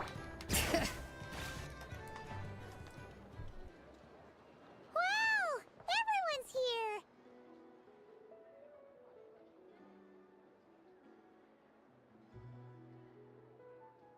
You seem well rested. I know no one's asked, but I'm sure you all want to know, so let me just say, we're doing great. Thanks. Well, great, but not perfect. I'm starting to lose my mind from boredom. Can't drink a drop of alcohol while I'm waiting for my wounds to heal. I better get me some alpacas. I'm sure you had a sneaky swig or two. Wait, how'd you find out? I'm sure you must be missing Mondstadt after all these years away, Grandmaster. Yeah, you could say that again. Every time I get news from Mondstadt, it makes me want to go back and see the place for myself. Honestly, once things are wrapped up here, I think it'll be time to head back home.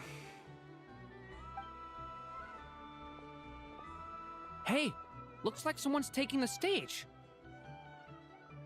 Can everyone see okay? Anyone need a boost? I'll just listen from the back. It's fine. You're taking this pretty seriously, huh, Durin? Well, it's not every day that I get the chance to see how people speak in official settings. Soak it up like a sponge. I'll make sure you get a chance to practice for yourself later down the line. Actually, I know just the thing. You can debrief the Knights of Favonius for me. Mr. Varka, are you forgetting that I'm not a Knight of Favonius? I can knight you. Any particular title you'd like?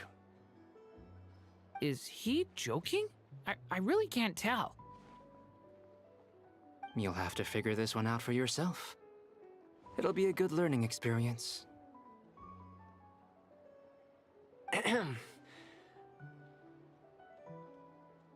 It is my honor to host the opening ceremony for the League, and to have this opportunity to speak to you all in my capacity as Voynich Guild representative. Could this person also have been pushed onto the big stage by the real big shots? Guess I'm not the only one then. We come here today, having weathered the trials and hardships of yesterday, and having learned from them the importance of unity and cooperation. All right, here we go. Uh-oh, looks like Aino's off in dreamland already. Wait, Boss is looking kinda drowsy too. What's up with her? Come on, get this speech over with already. Nodcry is our home, the land we rely on for survival. And as we chart a course for the future, may we persevere through the storms ahead as we sail towards a new era of prosperity, freedom, and hope.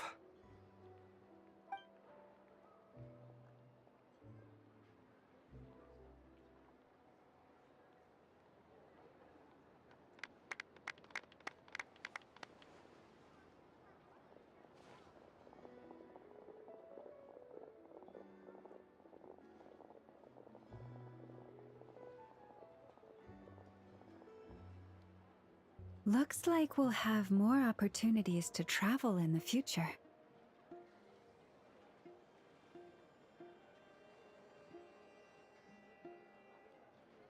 I'm sure you'll cope, Lady Moonchanter, given how fleet of foot you are. Unfortunately, I suspect I'll be too busy at the Curatorium to act as your host. We have a busy schedule. Not to mention an international network of contacts to manage. It'll be all right. I'll just check your schedule with Yehoda well in advance. And if she's not available, I can simply ask Ashru. You... So giving my employees extra workload isn't enough for you? You're really going to drag my cat into this too? I thought you'd approve. Aren't you forever increasing your employees' workloads? That's a bold statement. Are all the Frost Moon Scions feeling more audacious now that your moon goddess has returned? Columbina's return has brought joy to all who care about her. That includes both you and me. As for the Frost Moon Scions, we are learning how to thrive independently, without relying on the moon goddess. It is up to us to make our home a more livable place. Joining the League is one of the steps we are trying towards that end. I like the word try. It's nice and non-committal. You can opt out at any time and still say you tried. You don't see a bright future for the Frost Moon Scions? Or did you mean the League?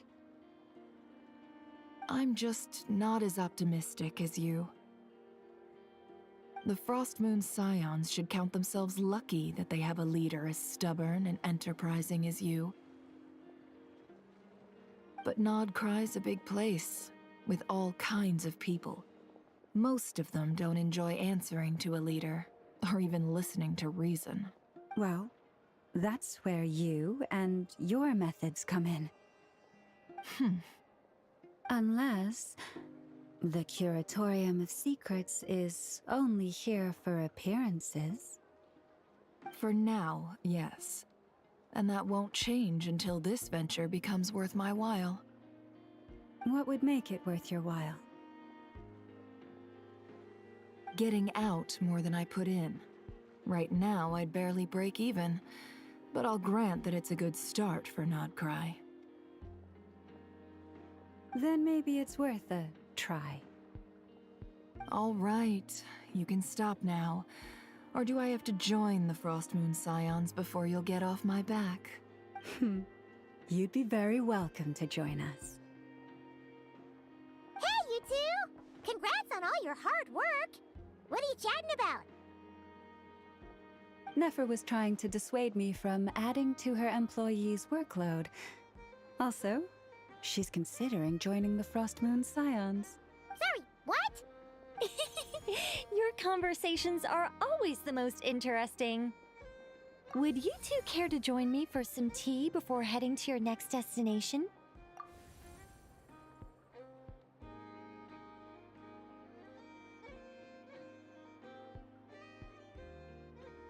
Nicole? Wait, where are you? Aren't you gonna show up today? Sadly not. I'm otherwise occupied right now. I'm sorry, Paimon. I can hear how disappointed you are. If it's any consolation, let me say that how things appear on the surface is a far cry from what they are at their core. Perhaps you'll feel better if you focus on the fact you have a special line of communication with the great mage herself. Okay? Has something happened? No, or not yet, anyway. Well, that's not ominous at all. Is there something we should be watching out for? Not for the time being. Okay, that doesn't help. Just think of this as a general check-in to make sure this communication system is still running smoothly. Besides, it's good to chat once in a while if we want to maintain our friendship. You could've just said so. Paimon got all worked up for nothing. Still, the best friendships are built through face-to-face interaction, you know? It's never gonna stop being weird having tea with you when you're not there and just talking to thin air. All right, fair point. I'll bear that in mind for next time. Mind if I ask what's keeping you occupied? Yeah. Any update on that crisis at the world's borders? Alice just informed me that they had their work cut out for them, and now everyone's thoroughly exhausted. But they did finally get things back under control. Still, we can't let our guard down yet.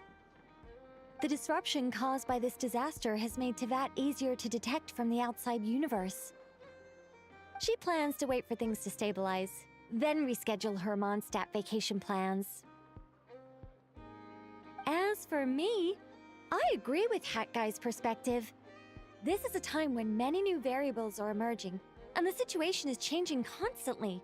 Plus, most of this change is for the worse. We have to remain vigilant and ensure that the embers of chaos are not rekindled. I did notice that the energy in Nodcry changed somewhat after the War of Funerary Flame, but since it was still aligned with the Light Realm, I never gave it a second thought. It looks like I'll have to examine the connections between phenomena I observe more closely in the future. Sounds like you've got a lot on your plate. Just doing my duty. It's more or less second nature by now. Of course. To give you the full picture, I'd have to start with the substance from which angels were formed. Oh no. Never mind. Paimon's right. Showing off my knowledge would be much more satisfying in person. By the way, you did receive the gifts from the Hexen Circle, yes? I'm not trying to claim credit or anything, but my pride demands that I at least mention it. They're quite similar to the protective talisman that Alice gave Dory, but with some very special enhancements. Oh! So that's what kept our friends safe when Dotori trapped them. Indeed. We went to great lengths to make sure they were invisible to his eyes. I see. Thank you. I'm so happy they came in handy. Still, not fishing for gratitude, by the way. I just want you to be aware that sometimes your friends may be protecting you in ways you cannot perceive. Anyway, I'll contact you if anything else crops up. If not, you know what they say, no news is good news. Oh, my angelic instincts are tingling. They say... you should head to the docks next. Your friends are about to board their ship home.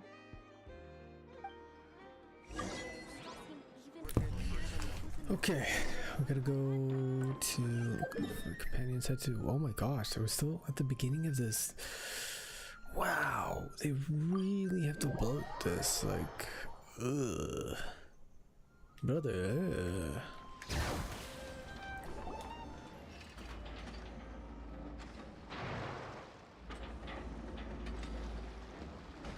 You're here.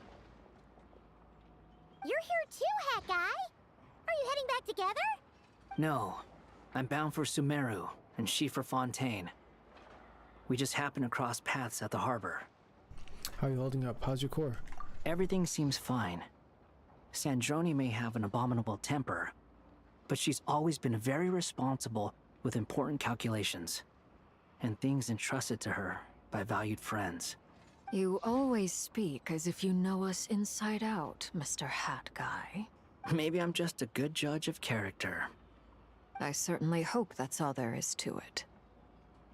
Regardless, you have been a significant help in this matter. For that, you have my gratitude. I didn't do anything special. Sandrone's the one who completed a seemingly impossible formula and turned the tide of the entire battle, even giving her life in the process. She's the one we should be thanking. Even we were unaware that Sandrone had hidden the real formula inside Polonia's body. She managed to fool Dottore into thinking the formula was running in her system by installing an identical-looking decoy within her. She probably realized that she didn't have the strength to stop Dottore. But this way, she could at least get him to lower his guard. She always worked like that. Always had a backup plan. What'll happen to her body? Well, that's why I'm traveling to Fontaine. She made a request of me long ago, and the time has come to fulfill it. Think of it as her will. What was the request? She said that should she ever fail in a mission, she'd like me to deliver her core and Polonia's to the Fontaine Research Institute. She also mentioned that she had made arrangements for people there to set her affairs in order. Some of her personal effects, such as her notes, were left to me. I've decided to take them back to the House of the Hearth, for safekeeping primarily, but also as mementos, I suppose. However, there is one book among them that I'd like to leave in your care. I'll have someone deliver it to your residence at the flagship at a later date. Does Kalbina know about this? No. I was specifically warned not to tell her. This is her last wish, and I will abide by it. Is it also some kind of backup plan? I can only hope so, but none of us here can know for certain. I bade farewell to Columbina earlier today.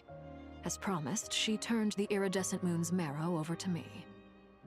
She spent a long time with Sandrone's body, saying her goodbyes. Oh, is she all right? Sandrone's passing has left a great wound in all of our hearts. It will take time to heal. But Columbina surprised me. She offered me some words of comfort before I departed. Despite being grief-stricken herself, she showed an awareness of the feelings of others around her. She never used to act like this. Clearly, she has grown. And I suspect that we have you to thank for much of the change we are seeing in her. It was a group effort by all of her friends. Huh. After these recent events, the Tsaritsa has revoked the Pale Star Edict. Snezhnaya now realizes that the arrest warrant for Columbina was just a ploy by Dottore, who coveted her powers. I shall return to Nodcry to see her as soon as I find the time.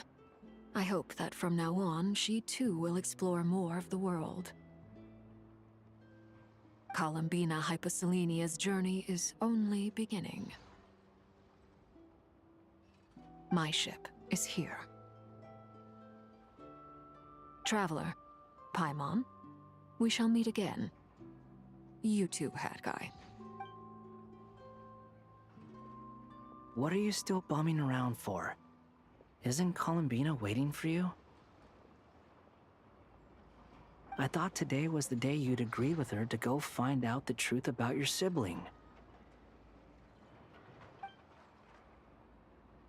I'm a little nervous. You're afraid you won't like the truth when you see it. Well, this is new. I was starting to think that nothing could scare you. Don't say that! Wouldn't you be if you were in this situation? Fair point. But I'd say I have more experience facing up to unpleasant truths than the Traveler. They say blood's thicker than water. I know how much you need your family back. More than you need any of your friends. And I'm sure that all your real friends understand that too. No matter what the truth turns out to be, they will stick by you and support you, whatever decision you make. Finding the truth is important, but more important still is what you choose to do once you've found it. Fujin. At least, that's the life lesson I've learned from my experience, grappling with the truth. Do you feel better now than you used to do? Yeah. Do you feel better now than you used to? What? Now that Dottoro's dead and gone? A little, I guess. But it hasn't solved everything. Maybe I regret not getting to end his life with my own hands. Or maybe it's something else. But for whatever reason, I still feel like I have a chip on my shoulder. Either way, I'm going back to Sumeru. Lesser Lord Kusanali is gonna need help dealing with all the chaos Dottori left in his wake. Not just from this incident, but everything he did in the past, too. You should continue with your journey, as you've always done. Who knows? Maybe we'll meet again someplace else.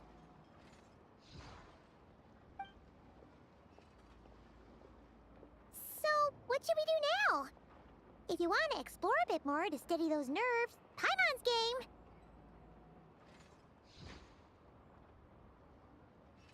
After all, when Columbina said she knew where your ship was hidden, Paimon promised to give you two some alone time with the truth. It hasn't been all that long since we were last apart, sure, but with Columbina there, Paimon's sure things will be just dandy. Paimon, thank you. Ain't no biggie. Paimon might be all about that food and fun, but she knows how to do right by people. Paimon's sure you'd prefer to digest the news about your sister in peace.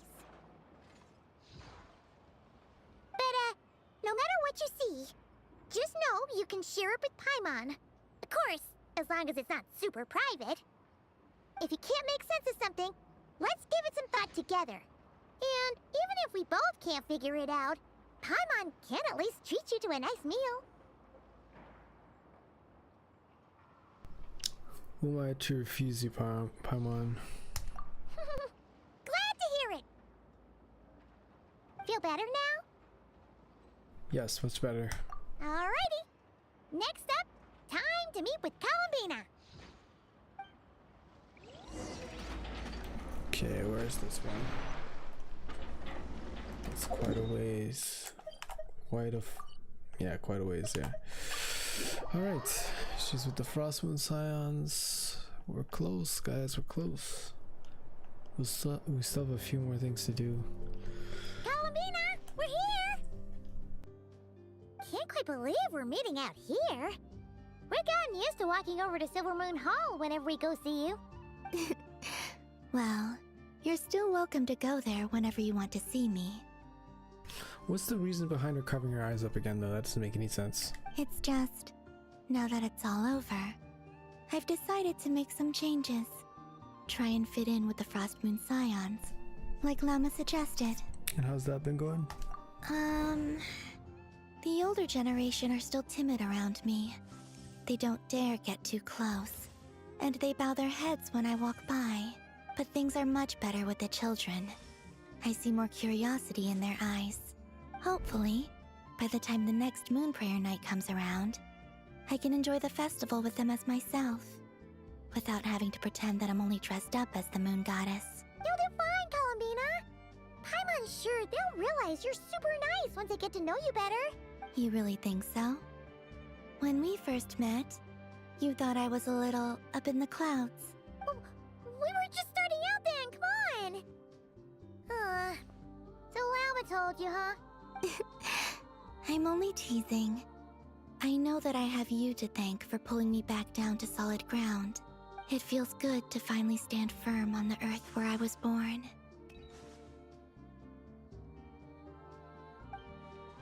Oh, that's great! Oh, you can have this back now. Thank you. I'll make sure not to lose it this time. Well then, are you ready? Lumine, what happened to our spaceship back then? Why did you leave? It's time to learn the truth at last. Ready as I'll ever be. Good. Then let me open the way for you.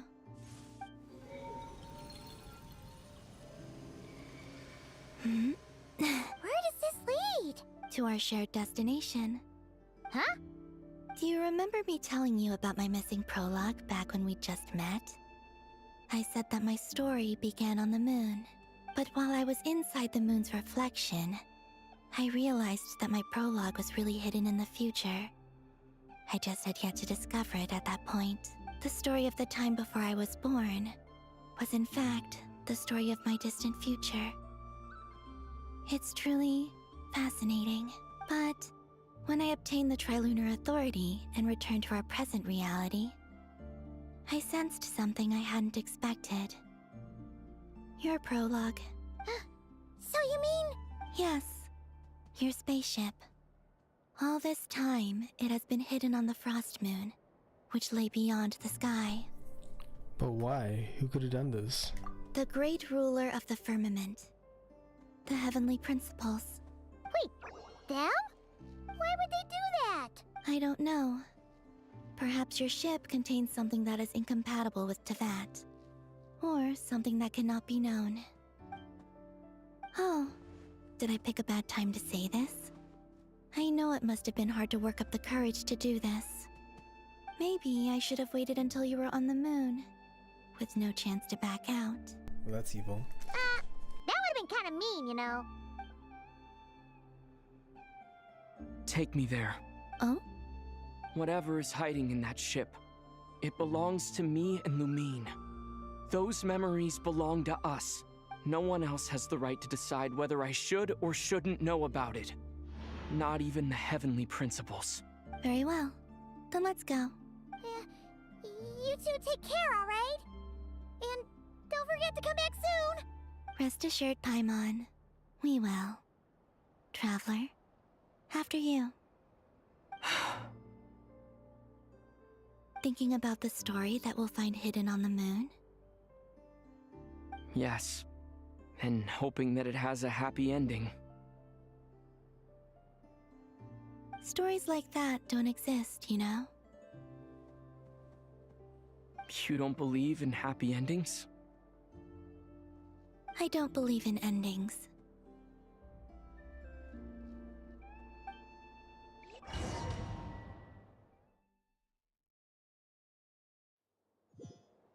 Where am I? This is the pathway I built between Teyvat and the Frost Moon. The moon is very far away from us, so it could be a long journey. Can't get out of the way. Side scroller all of a sudden? After I obtained the Trilunar Authority, I unwittingly saw past events from many of my friends' lives. One was Lauma. She was so young when they chose her to be the Moon Chanter. From then on, the Frost Moon Scions looked to her to bring messages from their goddess. But, for better or worse, I had left Hisi Island before she was ever born. It was not until much, much later that she met me. I think it's for the best. Because of the way things turned out, you had the opportunity to become friends. You're right.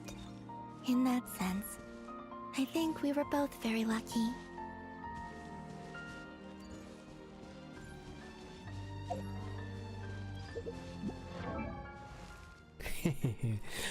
We can mess around with this. Okay, so he has a... How do I get this? As heaven and earth are made anew. Oh, oh, okay, so after this we get this thing. Maybe we get it from a spaceship. Neat.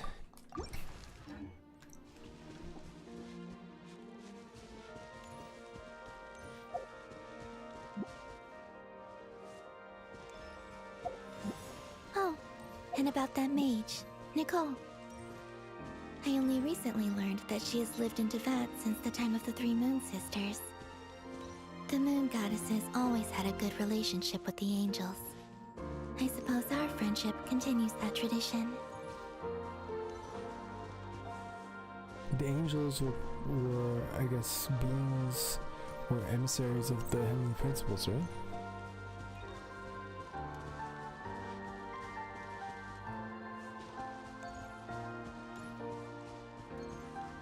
And then there's Sandrone. I never knew that much about her, beyond the fact that she was created by someone called the Lord Artificer. She, too, suffered for a long time before joining the VIII.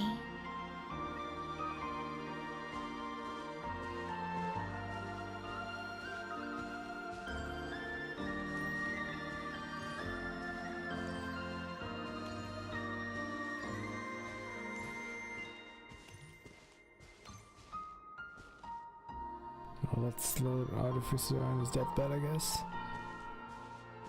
How I wish I could talk to her again, even if only to hear her say nasty things to me.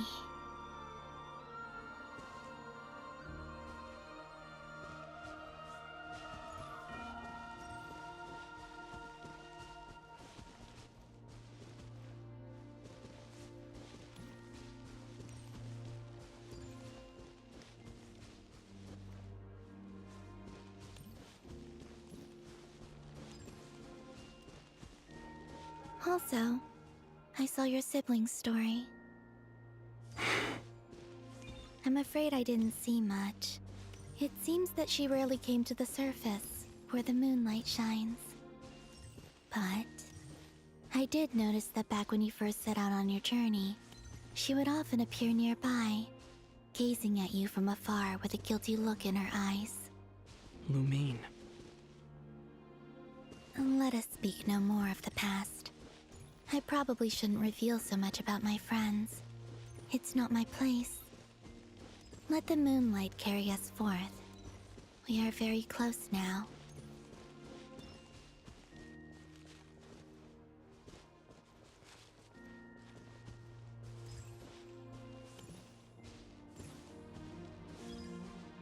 So this is the moon? It's got like flowers and everything? After this, I'd like to bring some kuhenki to the moon as well. If they're willing, of course. What about your other friends? Will you bring them to visit too? Certainly. But I'll need to tidy the place up first. This home hasn't received any guests in a long, long time.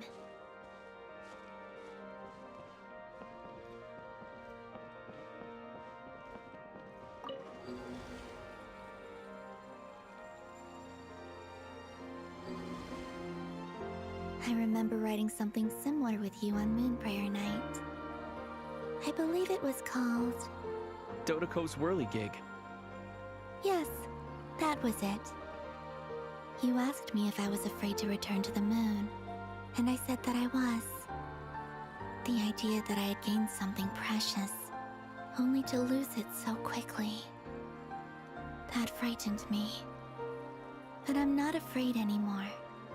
Besides, this time, we're traveling together.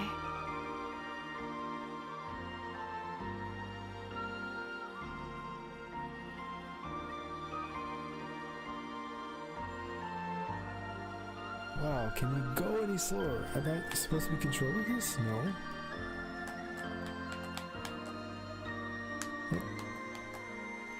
what is... Okay, yeah, I'm not supposed to be controlling. It's just very, very slow.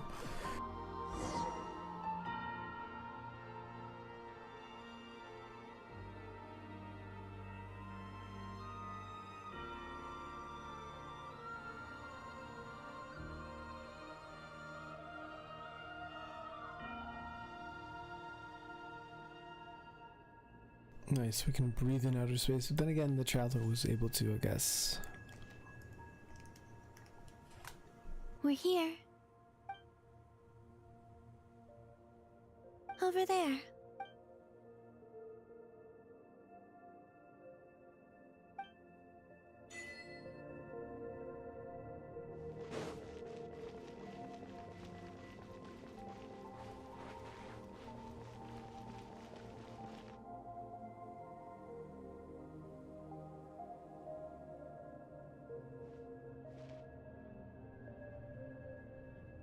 Our spaceship. It's huge. I suppose that the moon is the only place one could hide it. It'll be alright. Huh? The way you feel in this moment, I went through it too, on Moon Prayer Night. The door was right in front of me, but I struggled to find the courage to step through. Solitude for me once meant living a life in which even I was absent. Before I met you, that was the only life I knew. But that night, solitude meant throwing away the life I had gained after meeting all of you. Columbina. Go. Retrieve the part of your life that was once lost. Trust me, you will lose nothing by doing so. Look, Teyvat is right there. All of our friends are down there, waiting for us. You're right.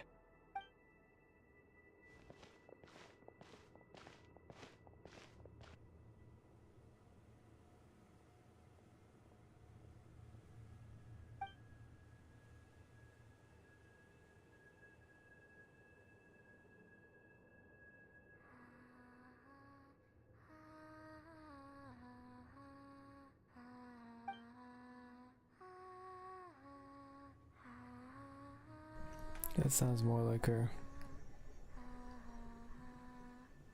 Oh, eyes open. What the heck? She just strips the blindfold and like opens his eyes randomly. Crazy.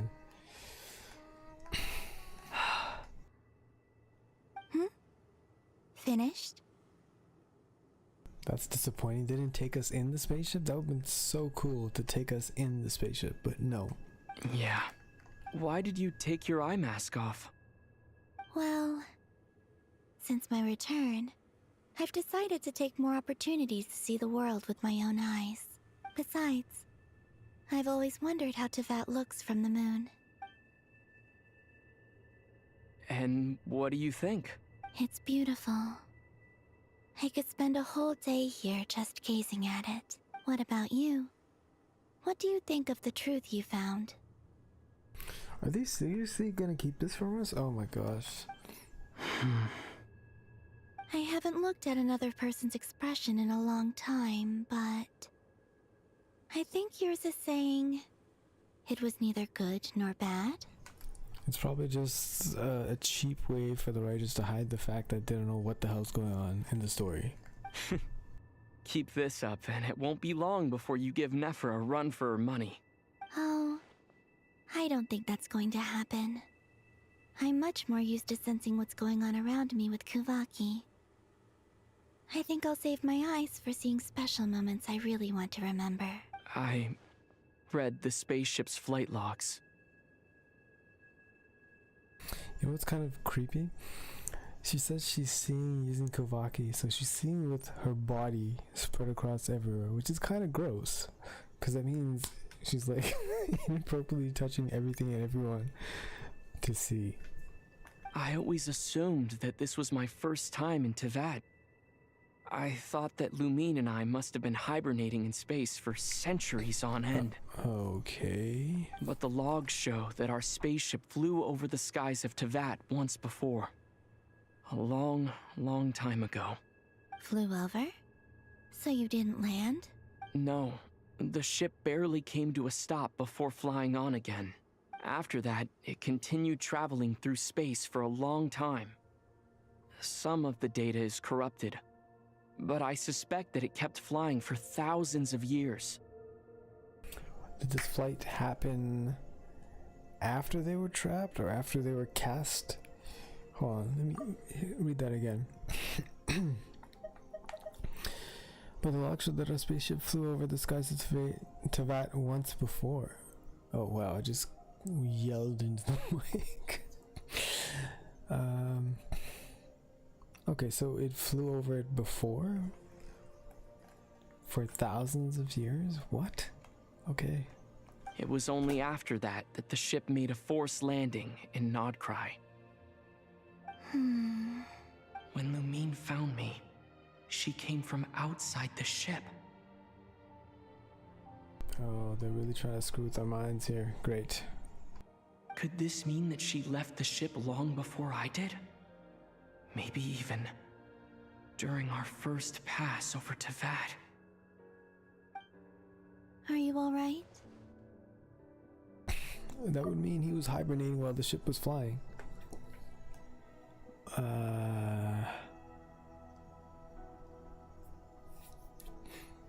Okay, but then still doesn't explain the opening scene where they're fighting in the sky against one of the angels or servants of the heavenly principles. But oh my gosh, what?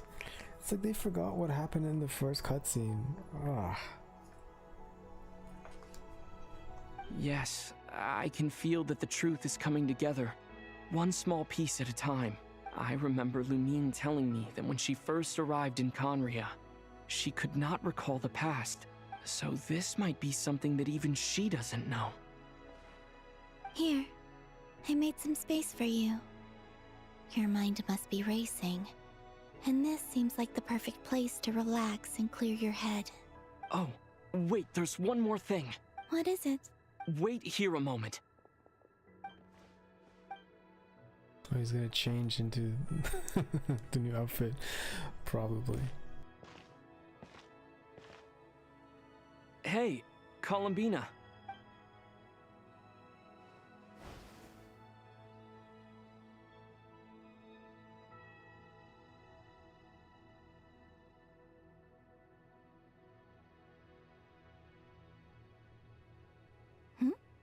Is that a new outfit? An old one, technically. It's been in a cabinet inside the ship this whole time. It's a matching pair with Lumine's. She always liked this set more. Well, does that mean Lumine gets the yellow set? If you're playing as Lumine instead of Aether, you get the yellow set? That's interesting. Huh. I don't think there's a huge difference. Really? Yes. It's still the same you. You're the same person, no matter what clothes you wear. Only Columbina would make an observation like that. Traveler, do you consider Teyvat your home? Home is wherever Lumine is. But then after all the time I've spent here, and everything I've been through, yes, I'd say it's my home. Would you change your answer if Teyvat changed appearance? I mean, if the truth about Teyvat turned out to be different than what you thought. I don't know. But I don't think so. The truth is not what matters most to me about Teyvat. When I was first born, I longed for a home. And when you get something before you're mature enough to understand the world, you just take it at face value. I thought that a home was a transaction. You give me what I want, and I'll do the same for you. But you and your friends taught me what a true home should look like. You never asked for anything, yet you gave so generously to me. That's because your friendship matters to us. It was worth it. In the past, I thought that my birth in Nodcry must have been a mistake. But after journeying to the distant past where the story began, I realized that it was I who chose Nodcry to be my future home. Now, I am glad that I made that choice. I'm sure your friends are just as glad. In fact, I intend to make the same choice today as I did back then. What do you mean? Well, I've given the Eternal Moon's Marrow to Lauma, and the Iridescent Moon's Marrow to Arlecchino. And now, I shall return my Kuvagi to Nodcry again, that it may continue to protect my chosen home. Wait, but what about your body? Oh, are you worried that I'll disappear again? I won't. Not this time. The Frost Moon has now entered the false sky, and I am the Trilune Goddess. I am only returning to Nodcry the part of me that it needs. I am giving what I can, because my home is worth it. Oh, and I have something for you, too. For me? Yes. Come closer.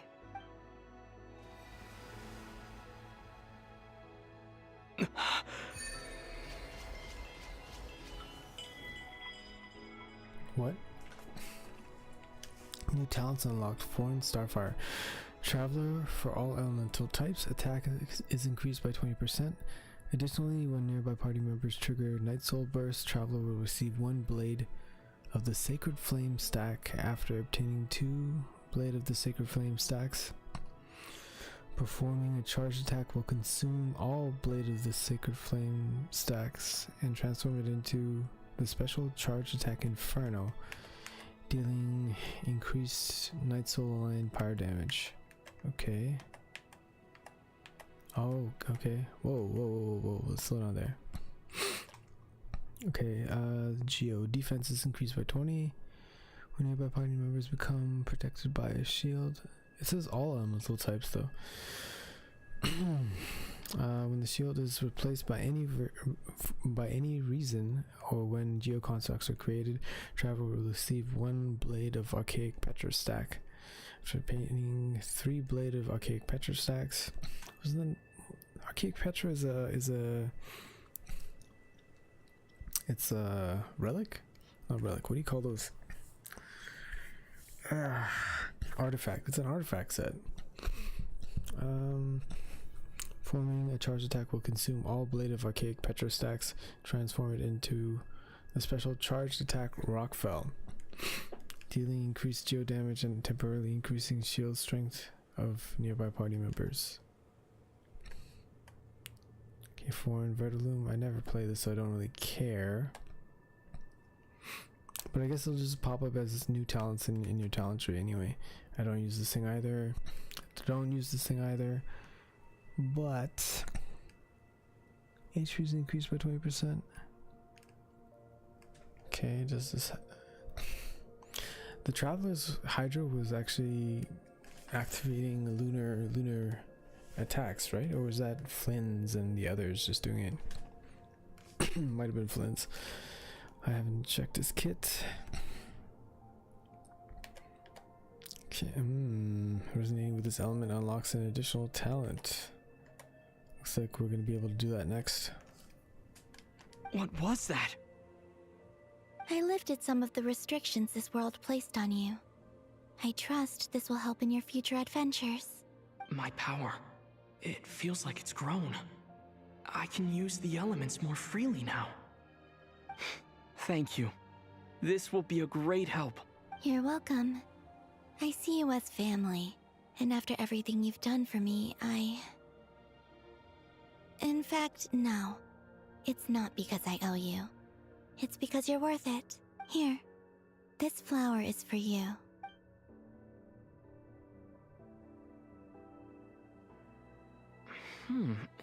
Isn't this a moon prayer blossom?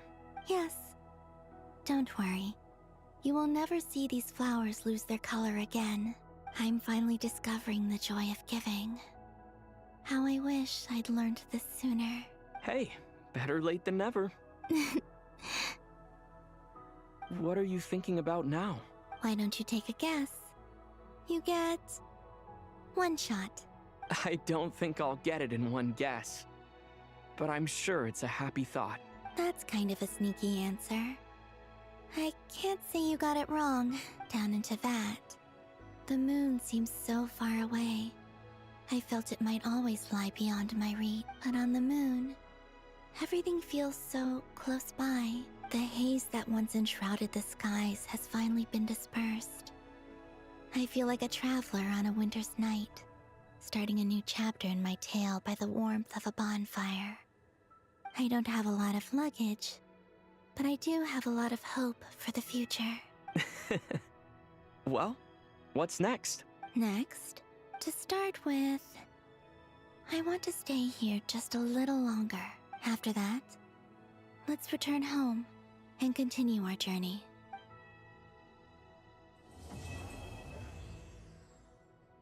Okay. What's gonna happen now? These clothes bring back so many memories. Moon prayer blossom gifted to you by Columbina. Oh, no, it's here. Where are you? Down at the bottom? Most likely, no. Oh, right here. Let's destroy it. No. Saw in. Okay.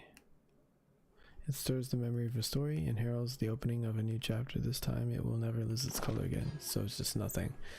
It's a big nothing burger. Okay, talk to God. Okay, we are. Yeah, let's go. The journey goes on. For you and for me. Like I said, this is not the end. I don't believe there has to be an ending. Oh, the classic conversation at the end of it. Could you tell me a little bit about Shizaya? Oh, is that your next destination? Most people would probably tell you to pack some warm clothes. But I experience things differently than most people, so I can't know how cold it is. In fact, it is home to quite a wondrous heat source. I think they call it Kreshnik's torch. Every city in Snezhnaya is built around one of those. I sensed the energy it gave off as I was passing by on a railway train. It felt grand and distant. I also recommend the Korolievsky troupe in Snezhnograd. They give performances quite regularly, and entry was free for harbingers. I liked them a lot. What do you know about the Surtsa? Ice cold and sharp. Crystal clear in some ways, yet profoundly unfathomable in others. Like the thick layer of ice on top of a frozen lake. That's just the impression that Tsaritsa gives me. I was never able to glimpse what truly lies beneath that icy exterior. In fact, I don't think the people of Snezhnaya even know what kind of power their god wields. Maybe that's because the Tsaritsa herself has never acknowledged, nor accepted that power. Tell me more about the Fatui. There's Regrator, the Rooster, and the Jester. Between them, they control a lot of what happens in Snezhnaya. But I can never wrap my head around how exactly power is split between them. I just know they are each responsible for many specific domains. I noticed that the Rooster and Regrator often appear to get along on the surface, while working against each other in secret. And theirs is not a friendly rivalry. But I wasn't particularly interested, so I tended to keep my distance. Now that I think about it, the term Mistelton often seemed to come up in connection with Project Stuja. Project Stuja? You just throw in a name randomly? Okay, whatever. What are your future plans? Once things settle down in Notcry, I'd like to explore the world beyond Snezhnaya. You've told me so many stories about the other places you've been to, and all the friends you've made there. I'm curious to visit those nations and see them for myself. It would also help me learn more about the journey that has made you into the person you are today. That's all the questions I have for now. Okay. As you continue on your journey, don't forget to gaze up at the moon once in a while. It is, after all, no longer an illusion. It shall cast down its true moonlight, connecting us in truth.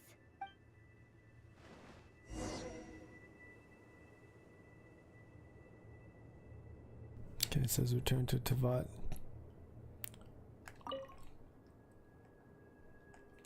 What? The journey goes on, like I said. Oh, it's the same This is thing. not Whoops. the end. Okay. It shall cast. Okay, do I just... Whoa, okay, what the... Okay, so the moon gravity is there. Alright, let's take a look at what the...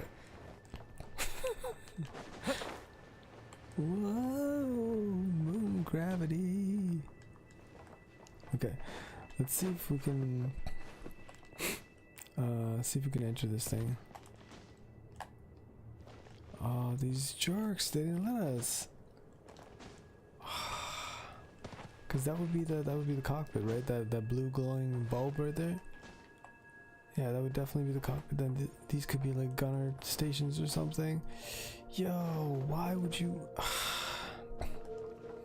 That's what happens when you're not supposed to be a sci-fi game, and then you become a sci-fi game. So dumb.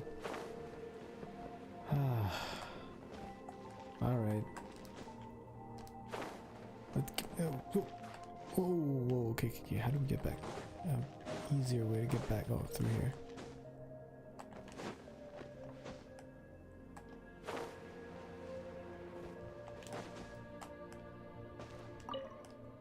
Should we return to Tevat now? I think I'll stay here with Columbia for a little longer. Just want to take a look at that moon again. No, Tevat. I wonder how detailed that map is, or that surface is. Alright, we're good. We are good. Oh. Sometimes when you skip through dialogue, we should probably head back.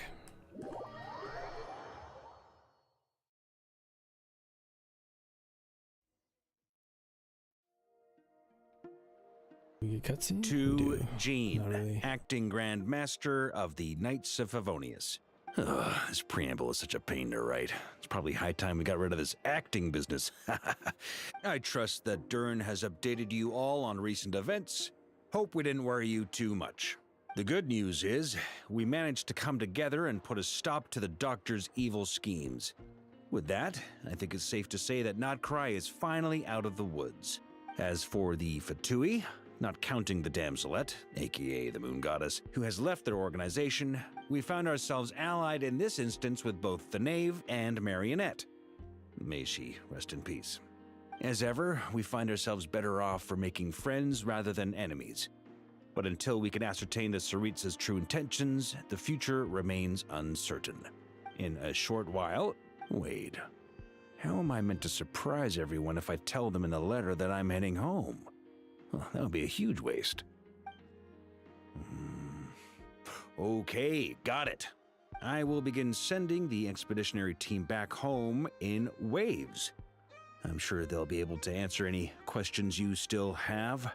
I hope they won't gloss over the details of my many heroic deeds. But if they do, I'm sure it'll be because they're just too exhausted from the long journey. I think of Mondstadt daily. Please give everyone my best regards. P.S. The honorary knight went above and beyond this time. Are there any other honors we can give him? I'll leave it with you. P.P.S. Please be extra nice to Klee for the foreseeable future. I cashed in on the last favor that the Hexen Circle owed us, so we need to earn some more goodwill. If there's any serious problems, feel free to stick me in solitary confinement when I get back. I'll do the time for her. Whew. And that, as they say, is all she wrote. End of an era. And with the moon shining down brighter than ever, I think everyone is going to sleep well tonight.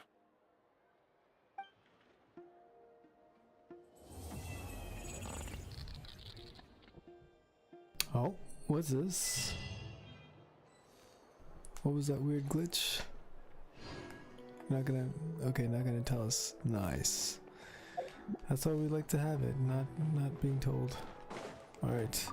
Okay, let me just check if I can go right into this lantern right, which is barely any time.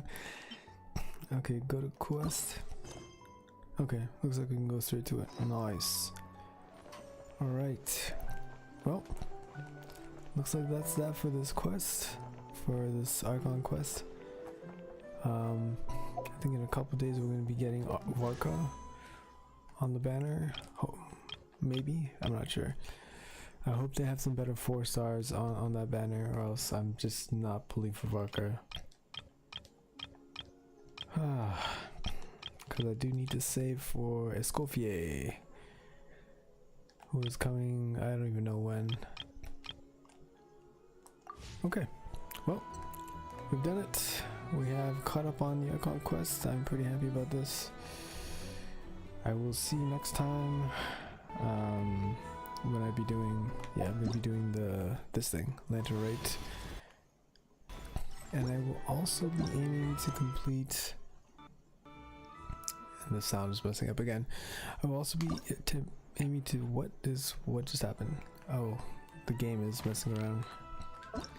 Yeah, some story. Wow. Look at this, it's terrible. There's nothing popping up on my task manager either. Okay, we're gonna do a bunch of these quests. I think we're gonna touch Escoffier's quest.